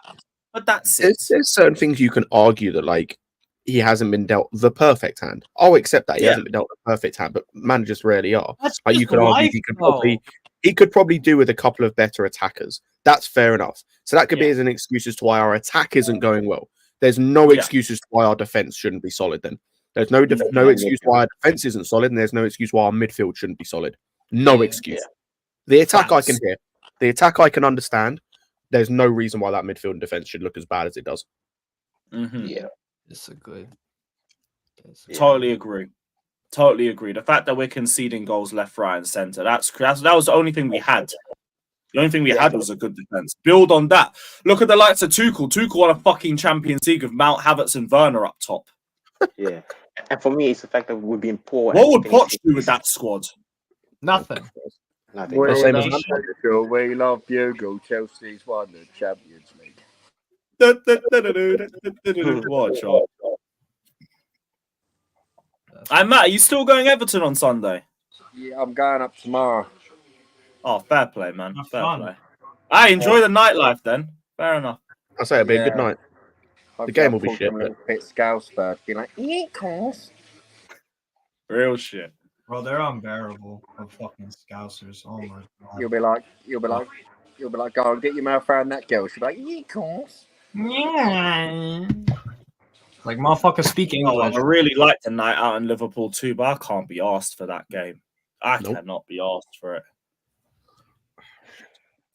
Done that shit enough times. I'm good. I'm not doing it away for a while. Yeah. And then some games the players let Poch down, for example, West Ham lost. So West Ham loss did go down to individuals as well, but the domino effect to me was always Carney off and Mudryk on. Killed the balance. Killed the balance. And no Put one's more again pressure on. in certain individual games, like for example in the Forest. Well, not the Forest game. I'm trying to think of like what game you could argue was not on Poch. What was the game? Fuck. I think it was the Arsenal game. I even said I think it was the Arsenal game. I didn't put us dropping points on Poch. I put it on the players. I had no complaints about Poch in that game. He set us up perfectly. I had no complaints. Right. Oh yeah, the Arsenal one. Yeah. That's fully on the players. Fully on the players. Yeah, 100%. Because that was the fucking what's it called? Sanchez mistake, and then the the one on the back post, Gusto's mistake. Yeah. That's is right. What it is, man. Like I don't want to blame Poch for a lot of it, but I look at it on a game by game basis. I just keep thinking, "Oh, you're fucking this up, man. You're fucking this up." Now my denominators in like there's common denominators in most games. That's the issue. It's not like there's a few games where he's just been outdone by a manager or there's just been a small mistake here. There's consistent like common denominators in games, like the players out of position, can't break down low blocks, hands of play not there, set pieces. Maybe that is more on Poch, but that's on the person he brought in, whoever the fuck our set piece coach is now. They replace him. Yes, well, Anthony Barry went to Bayern, didn't he? So yeah, with Tuchel. Yeah.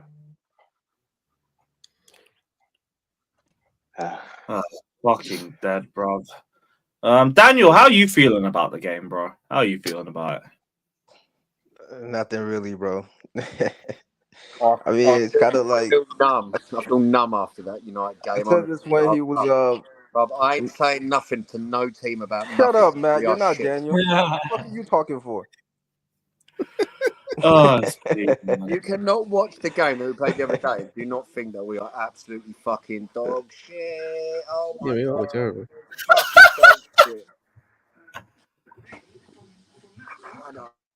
I hope that's done soon. What's going on with him, man? He's getting a tattoo. He's getting another tat. That is a terrible visual right there. Matt the tat. Matt the tat, bro. Nah, but listen, I was saying some of this when he was playing Chilwell left wing, and we'll come on here and say, yo, as long as he stops playing Chilwell, I'm like, listen, this guy's an idiot. It doesn't matter what he stops playing or who he stops playing. I said it then. We'll come, yo, why does he keep playing Why does he keep playing this guy? Listen, he can play whoever you want. Give you the perfect lineup. It's going to be an L, man. Because it's just, that's just the way it is. Like, I think we expect he's not a genius manager. I mean, that's completely clear. Like, he's not an upper echelon manager. And my thing is, looking at this board, they're never going to get that type of manager because those guys come with specific things that they're not willing to do. Prerequisite. Right? And as we've seen with some of the bigger clubs, they have managers that are like some of these guys they're not top of the top, like you said, like we said, Xavi in Barcelona. But do you know who they're giving Xavi in Barcelona? Lewandowski, Gundogan. Like, these are the best of the best that have won everything wherever they've been. The fullback, Portuguese fullback. What's his name? Cancelo as well. Yeah, and Cancelo, like he's he gets the array that he wants in terms of experience and young players going to his team, but they're not just giving him a whole bunch of La Masia players or giving him a whole bunch of like fucking. And the ones he has integrated, to be fair, Gavi, Pedri, and the left back, Alejandro Balde, they've integrated exceptionally. Gavi's injured, but to be fair, those guys were there before he got there, and he just he built around them, right? So he didn't like go and add another 55 young players around them and say, yo, let's build this fantastic, like, this is the top of the top. That's what we do. We get the best of the best where we can. But we also have these young stars that we pick up, right? You can pick up whatever his name is from Brazil, the 18-year-old striker. But I also signed Lewandowski, right? Yeah, Roque. You can sign Roque all you want, but I'm also signing Lewandowski to hold on the fort for now. What we did is we signed someone like Roque with no one behind, like no top striker actually there. So part of it is 100% pause. I've always thought he was mid. Like that's why I don't have maybe the same vim because I didn't believe in this guy. He's mid, right? But they're always going to get mid managers. That's my fear. It's going to be Thomas Frank or some of these. Listen, man, I don't know these guys from different leagues and stuff. But to me, these guys are mid, bro. This is not top of the top. So if you're gonna have mid guys, if you're gonna have a Claudio Ranieri as your manager, you need top of the top players, not just young guys. It's cool being young, but there's just something that comes with playing at the highest, not just playing games, but playing at the highest level, and performing at that level and being able to hold that pressure. Bro, That's why I don't people know are what holding in level you're Kunku to that talking pressure. about. I don't know And what level Kunku you're is talking about because the level that I see at United was fucking dead. That's based on the coaching, though. that's what I'm saying. Like the reason why it's this bad is mid-table is because like nobody's playing above their potential right now, right? Everybody's either way below it or playing to it. I guess like a Gallagher is playing to it, but it's shit. It's not a good player. Like I just don't like we specify win or lose on one player because my thing is overall, I've seen us win with shit guys. I've seen us win with mediocre guys as long as the team is cohesive and you have your star players playing well. So I look at the manager and say, yo, you don't need to have a perfect starting lineup for you to win. You don't need to have Yeah. Nkunku back for you to win games or Lavia back in midfield. Because I hate when we have these conversations and people say, yo, but when this player comes back and he fits in this way, that's not the way it works because when he comes back, another player is going to be injured. So it's like, why are you planning based on that? And the manager shouldn't be planning based on that. Just plan And to Dan, fucking win the game. it's like I said, it's Yeah. like you mentioned star players, and that's why I said, like, if you're midfield, because those are theoretically the star players that we've brought in, and that's the team you built, that's the guys you built your team around. Like, if those guys are playing well and it's just the attack that's kind of fucking up because they don't have the experience and they're not quite good enough, I can allow that because I expect that. When Caicedo looks like shit in damn near every game that he's played this season, like that's concerning because he ain't that bad. He's not that bad of a player. We've seen it. Enzo as well. Potter at least had this guy balling last season. Like, he's not that bad. When these guys look like shit, multiple games this season, that worries me. That's when I start to question things and start wondering if this guy is actually the dude. Because he can't, bro, we've given him guys that are theoretically on the cusp of being that world-class level or being, some of the better players in their position in the league. And he can't work with them. So why the fuck can I think he can work with Mudryk and Jackson and the guys that aren't the elite of the elite and like aren't in the best players in their position in the I'll league? be honest with you. I don't even think those guys are playing terrible. Like, they've had terrible games. Like, Enzo, Caicedo, they've had individually, like, disgusting games. But overall, it's just that they're not reaching their full potential yet because they're just not there yet. So even if they play to an 8 out of 10, because he's tactically not there, that's not enough to carry the fucking team. You know what I'm saying? So this guy is not a... And my thing is that the same problem with him, I can see with somebody else coming in because only the top, unless this Orange Slot or some of these guys end up being geniuses and we just, like a Jose and we get lucky. But the problem is, like, they don't have enough experience or, like, we see with Jose, Jose in his prime will be perfect for the squad. But right now, he's lost a lot. And the way he operates is a little different. But you need a manager like that who's going to raise the level of those guys, make them believe in themselves, make them perform at a different level than they are right now. Because that's the only way we're going to be able to carry the fucking team. That's the only way right now. And this guy, he's not enough. But if you give me Thomas Frank, that's not enough either. Like, Yeah, I want Simeone. Simeone not coming here, man. He makes He's 25 million He a just year. signed a new I deal, would say didn't he he? legit just signed a new contract. 25 million. We would have to pay him 30 million a year to come here, and he's not going to come here if he doesn't have certain players. So, I was like, say we'd have to make him we'd have to make him the best paid manager in the league, pretty much. Let's do it then. No, right now. He's in the world. Fuck. Hey, No, he's like no one is making 25. Oh my god. We are done out But here. that's But what I'm that's saying. But the because he thing just is, like, there recently is signed, so I don't know. But also, like, that's what I'm saying. Like, there is currently a man out there, like, and I'll keep saying it, like, regardless of how you think of him, whether you think he's overrated, like, overall, or whatnot, he has shown he can win things and coach big egos. Like, there's a guy out there who's currently without a job. The longer he goes without a job, the more clubs are looking at him. So strike while the iron is hot, while your manager is shit, and go and get Flick. Yeah. Like, there's no reason why we shouldn't be looking at him. I'm saying Sheffield United, man. If we don't get any 2 wins in our next 2 games, get rid.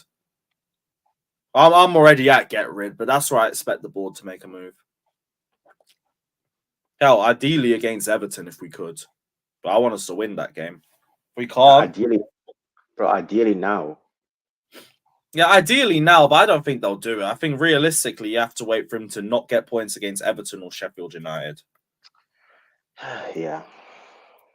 Or maybe the halfway point of the season, Boxing Day. Merry Christmas. Have a P45. It'll be a very Merry Christmas at Chelsea. What are you going to say, Fata man? You all good? Yeah, all good, all good. Hey, I saw the quotes. I saw the quotes this afternoon, man. Hey, man said we're close, you know. Man said we. I mean, you're so close, though, Poch. I can't lie. You know, I put a tweet earlier. Which one? I quote a tweet that when he said that, oh, we're so close. We're too close to top 4. Oh, what did you quote tweet?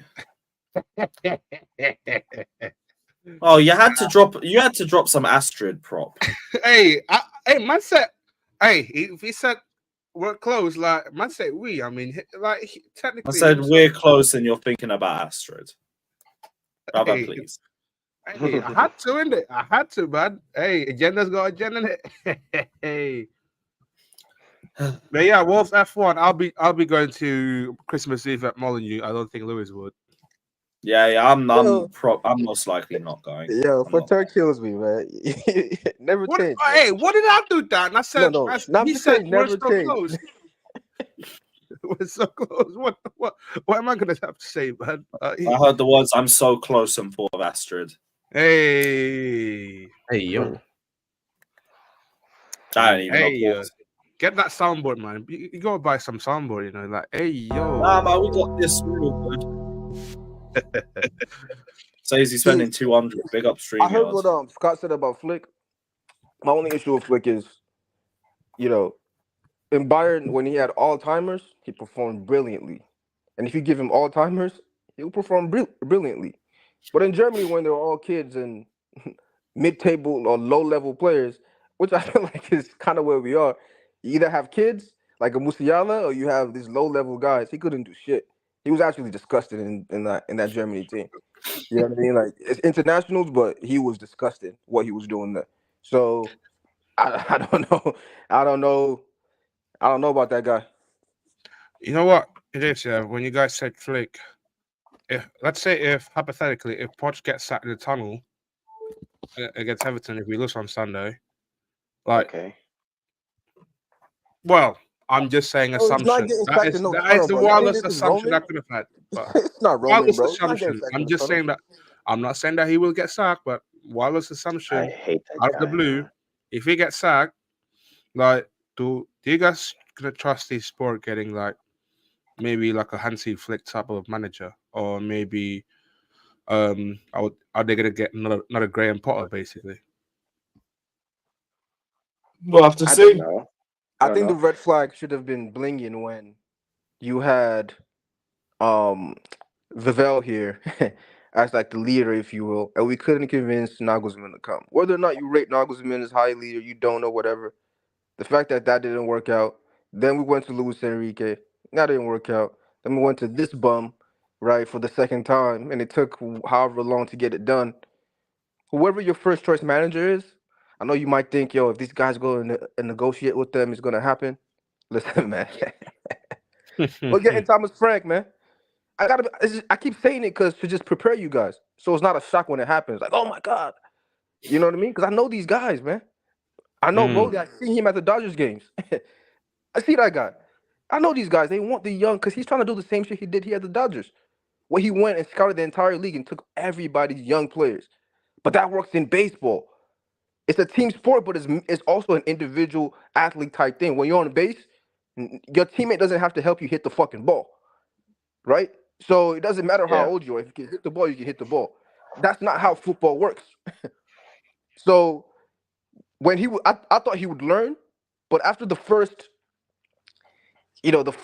January window and then this window, I'm like, yo, you think this is like you can just pick up 25 young players and it's gonna do something? Like, no, this isn't baseball, brother.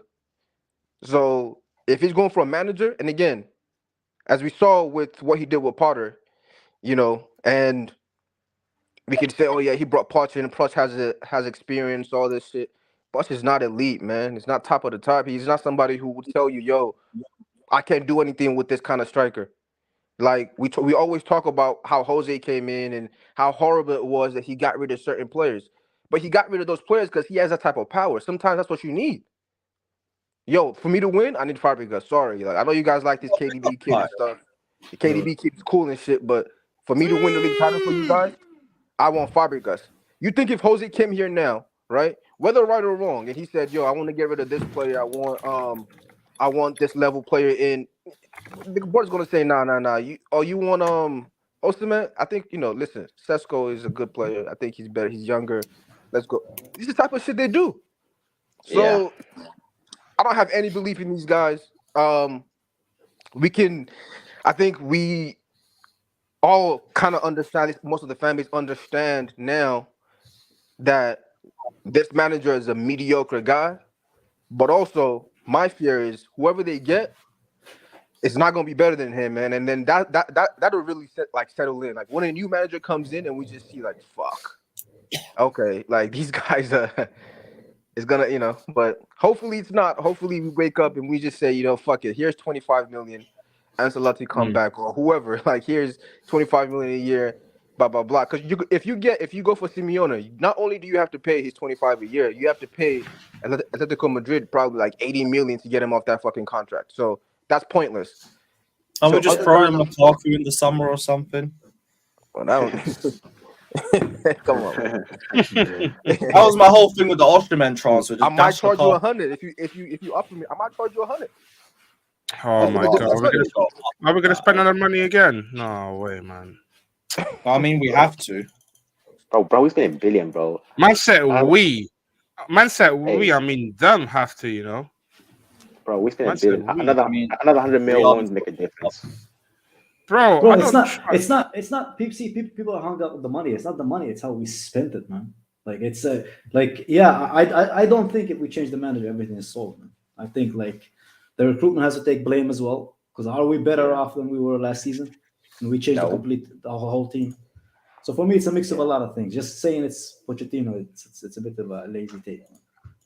It's not even how we spend it. Like I think I said it last night. Oh, by the way, it's a 5:30 p.m. kickoff for Chelsea Preston North End. By the way, that's cool. I said it last night. Even the structure, I just think we just need to find the right people first, from the top to bottom, to get these people in. I feel like with Stanley and Stewart at the moment, like they had their ideas who they want to recruit, but the execution has been kind of like stinky at the moment. Like we just need that 25-year-old above just to kind of like steady the balance. Who's choosing? For me, it's like Vavell.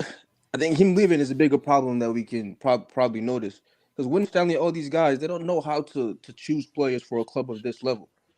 Even nobody's blaming them though, Daniel. Nobody's even blaming them, man. I'm not looking at these guys and I'm just like, you've been choosing young potential for Brighton, and that's cool. Like, big up. You know what I'm saying? But now, if you want to get top of the top quality, and I say you're going to market and find this guy and bring him to Chelsea, or talk to. I don't know how you guys can execute that, but you will have your chance, because we'll see in January and we'll see in the summer if you can do it, and if you can't do it, then choices have to be made. Like, they've spent too much money for it to just be, yo, this is what it is. We have to figure it out. We're gonna finish. Because this year, I don't think we're finishing higher than 8. And that's just me being honest. That's what I mean? So 8, that's fair. That's not good enough, man. Like you have to do something. Bro, but it's not even the fact that if we finish 8th, it's just the fact that I don't see us much better than last season. I just like we're spending money and we're not seeing any return on investment. So I don't know, man. And that's So on the manager. thing is not working, man. There's no. Yeah, that's based on the coach, I don't bro. know if it's only the Based coach. on the coach. We have players that are here last season that are performing worse than they were last season. I don't know. For me, we need A better coach with better development would get more out of these kids.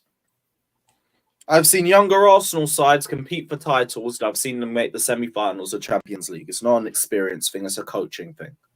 Coaching isn't Also, good. like I said, Lewis, though, we've signed experience, and the experience that we've signed, like, somehow looks like shit, or doesn't look as good as we're hoping. Like, we've got experience and we've got leadership. I went through all the guys that have that have captained either their national team or club team, and we've got at least 5 or 6 different people that have captained their national team or club team. There's not an experience That from this. United game literally felt like Lampard ball. That was Lampard ball. Yeah. I can't lie. If you want to talk about experience as well, you want to talk about experience. Our most experienced player in the whole team, and arguably one of the most experienced players in the whole league, has looked average to shit the whole season outside of 4 games. That's not an. I don't think it's just that guy is that. Listen, that guy. I don't think it's just an experience though. I think it's also the quality You know of what what I'm we saying? sign as well. The quality as well. So who's not good? So who out of the people we've signed are not good enough? For me, I would say Mudrik Nouni. Who doesn't play? Who else is there? Yeah, they don't play because the quality is quite shit.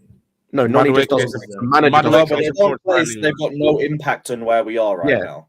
No, Mudrik plays. That's what I can hear. Madueke doesn't play. Never plays. Madueke doesn't play because he's not. Madueke is a board. Yeah, he doesn't that. play When because he's not trusted. Anyway. He doesn't play because the manager doesn't trust him. But So he it's didn't down play to the also manager. under 2 different managers as well that much. So it just shows his level. Also, you didn't play under Potter, who you didn't. Hang on, he didn't play under Or Potter. Lampard. I was gonna say he hasn't played under 3 different managers: Potter, who was shit, Lampard, who was shit, and Pochettino, who's done fuck all. Bozo. Listen. I hear you guys. I actually agree with that, right? Like, yo, we're signing these bum managers to help build up these guys, but also this is where I hear where Kai's coming from. If they're a certain level of quality, it don't matter who the manager is. You still see it, and will still be around 5th, 6th, because they'll carry this bum manager. We've seen it. Players carry managers all the time. Oli was carried for like 3 years. He's trash. There's no tactical ounce in his brain, but he was carried by decent players, some who were of a higher level than most in the league, and that's where I feel like our guys are still in the development stage. Like, I'm not saying this to say, yo, all these guys are shit, right? But what I am saying is the ones that are good are young in their experience in terms of being able to carry the weight of a club like Chelsea over a long period of time. Because when you look to your midfield, like I said, Gallagher is your oldest player, which means, like, while, you know, in other clubs, let's say Real Madrid or whoever, where the same players that, or even Barcelona that I'm even talking about, right? Even with Pedri's seen as elite level, young player, all of this shit. They went and signed Gundogan as well, right? They also have a 28-year-old Frankie de Jong there to help them out. So even though Gavi and Pedri are high quality and blah, blah, blah, you don't put all the pressure on them and say, yo, you have to carry this club at this age. And if shit fails or if shit works, then it's based on whether you're not good enough or the manager is this. Gavi is a mediocre manager from what we've seen. Like, there's nothing special about him right now. But some of the guys around him that they gave to him, it's like, if I give you a Gundogan and Frankie de Jong in your midfield, you better be challenging for a league title, whether or not you're mediocre or not. You're gonna challenge. You're gonna do something that makes sense in this league. So when I look at some of these guys, I'm like, yeah, you know what? This manager is trash. But also, unless you get somebody who in himself is, you know, a genius manager, it's gonna be hard for you to expect somebody else to come in and get these guys performing to a top 4 level. I think somebody else comes in and gets them top 7, maybe. Yeah. You know, gets us performing like we're not a bottom 10, 12 team on the form we're on. But I think I think maybe people have an expectation that, yo, once this guy leaves, we're going to perform at a level that's a top 4 team. Next level. I don't see that from these guys. Only because, like, Again, even with Hazard, when Hazard first came in, you know who the manager was. It's Di Matteo. Who was that? Like, come on. But he's not coming in. First of all, he's coming in with Lampard, Terry, all these guys to carry the weight of being the club face. But also, he was special from day one. You could see what level he was, even though he was 21. And I know that's a super high bar because that's an all-timer. But the reality is, to be a mainstay or be the main guy at Chelsea over a long period of time, you have to be an all-timer. You know, like that's our standard. When we say dropping standards, when we look at our best players, they're on the list of the all-time greatest. It's not just like they're good, like we're Spurs or some shit.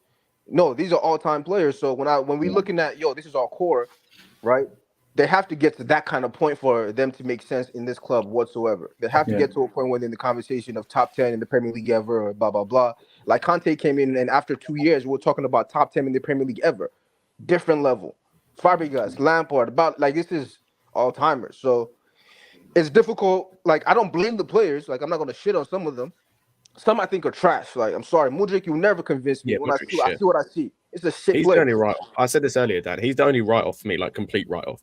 Like you could maybe, if you're a good enough manager, you could maybe get something serviceable out of him. He's the only write-off for me so far. That I don't put that on no manager. Like he's just him. You know what I mean? Because I saw Sir Alex Ferguson work with Bebe. Shit didn't work out. Doesn't mean no.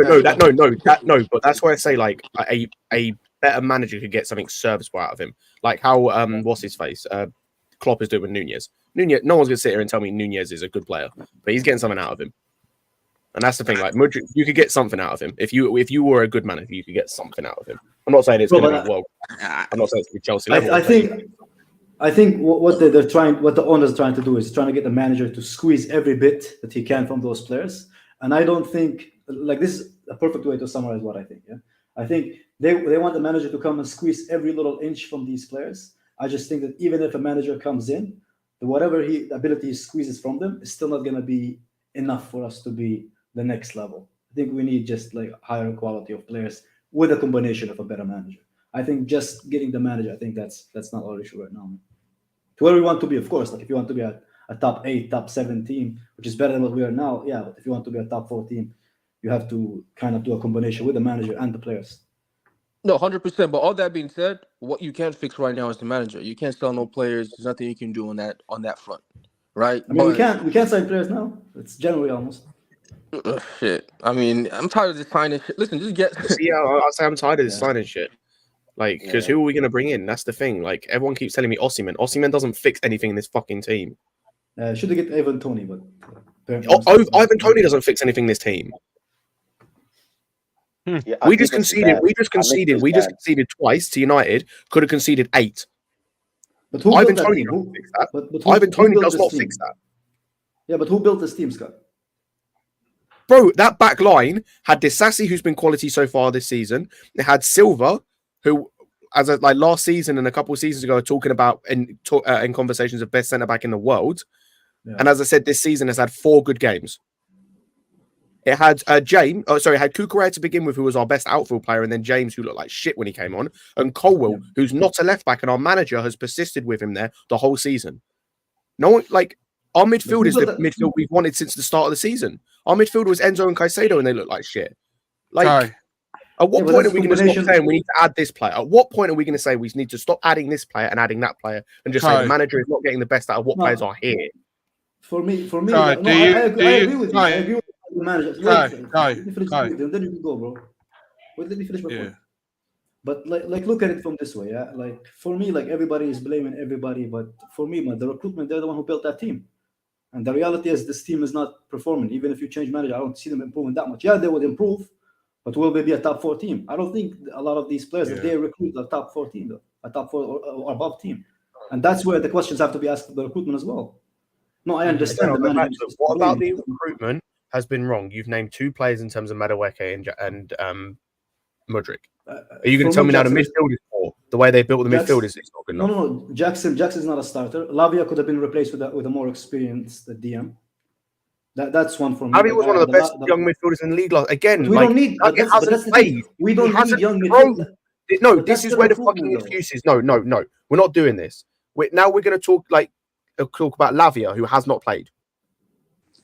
But okay, hold on, Scott. Yeah, maybe I don't want to be a Kai translator, but I'm thinking he's saying, yo, the player is good. There's no problem with the actual player, right? But again, if we're talking about, first of all, he's injured.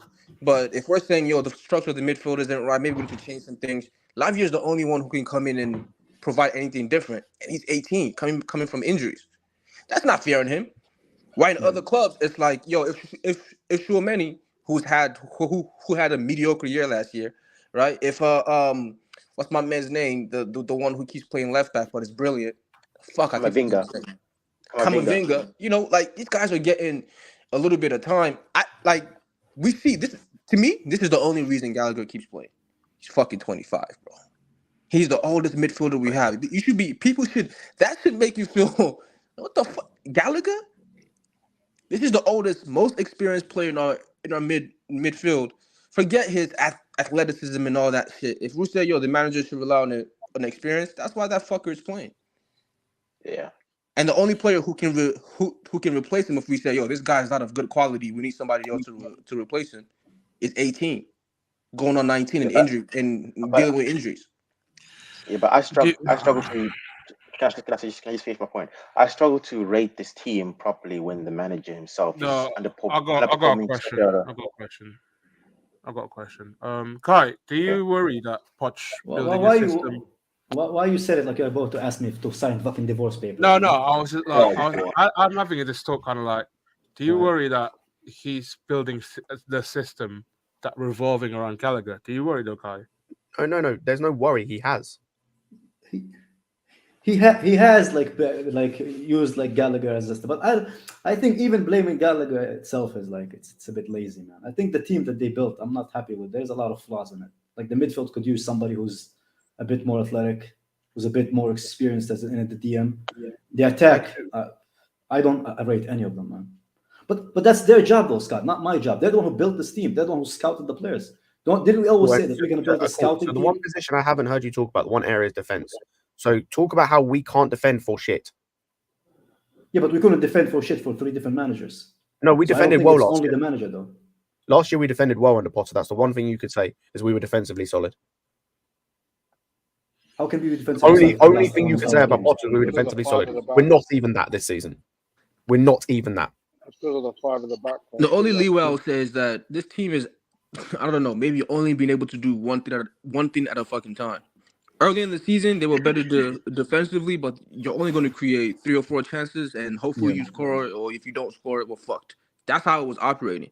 The last 5-6 games, we've opened up, and we're actually creating, like, good amount of chances and transitions and blah, blah, blah. But on the other end, we are wide open again. Mm-hmm. Like, the only person, I think we've struggled for that balance for a while. I think Tuchel kind of found a little bit of that balance, but everybody else hasn't found remotely any balance with it. Like when Potter was trying to get goals, yeah, we were getting touched.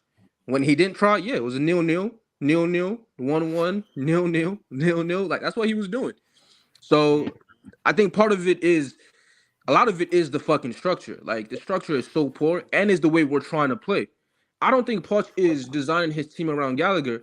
I just think if you look at his previous teams, Gallagher is the only person who has a physicality to play the way this motherfucker wants to play. He doesn't want to slow the game down, which he should, because our players don't have the athleticism to go back and forth for 90 minutes. He wants to keep going fire for fire. You fight, I fight. It's a firefight. You know what I mean? And this is the only guy who can fucking do that. So why did you forget this manager? Like, it doesn't make sense to me. Like, it's not the guy for this team. Like, developing young players is cool and all, but he doesn't even play a style that suits these guys. He wants to go, like when I was watching that game and I'm seeing us getting into a back and forth with Man United, that's hard. You should never do that. That's when you give him a fucking chance. In a firefight, you don't want to get into a firefight with them or with a lot of teams. But we seem to love to fucking do that.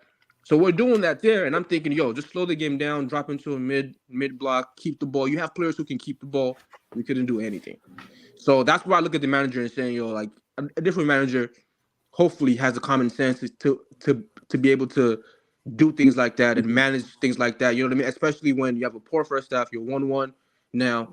You know what I mean? You've kind of gotten away with it. Calm it down. Nah, it's still gung-ho. I think that's just the way he wants to play.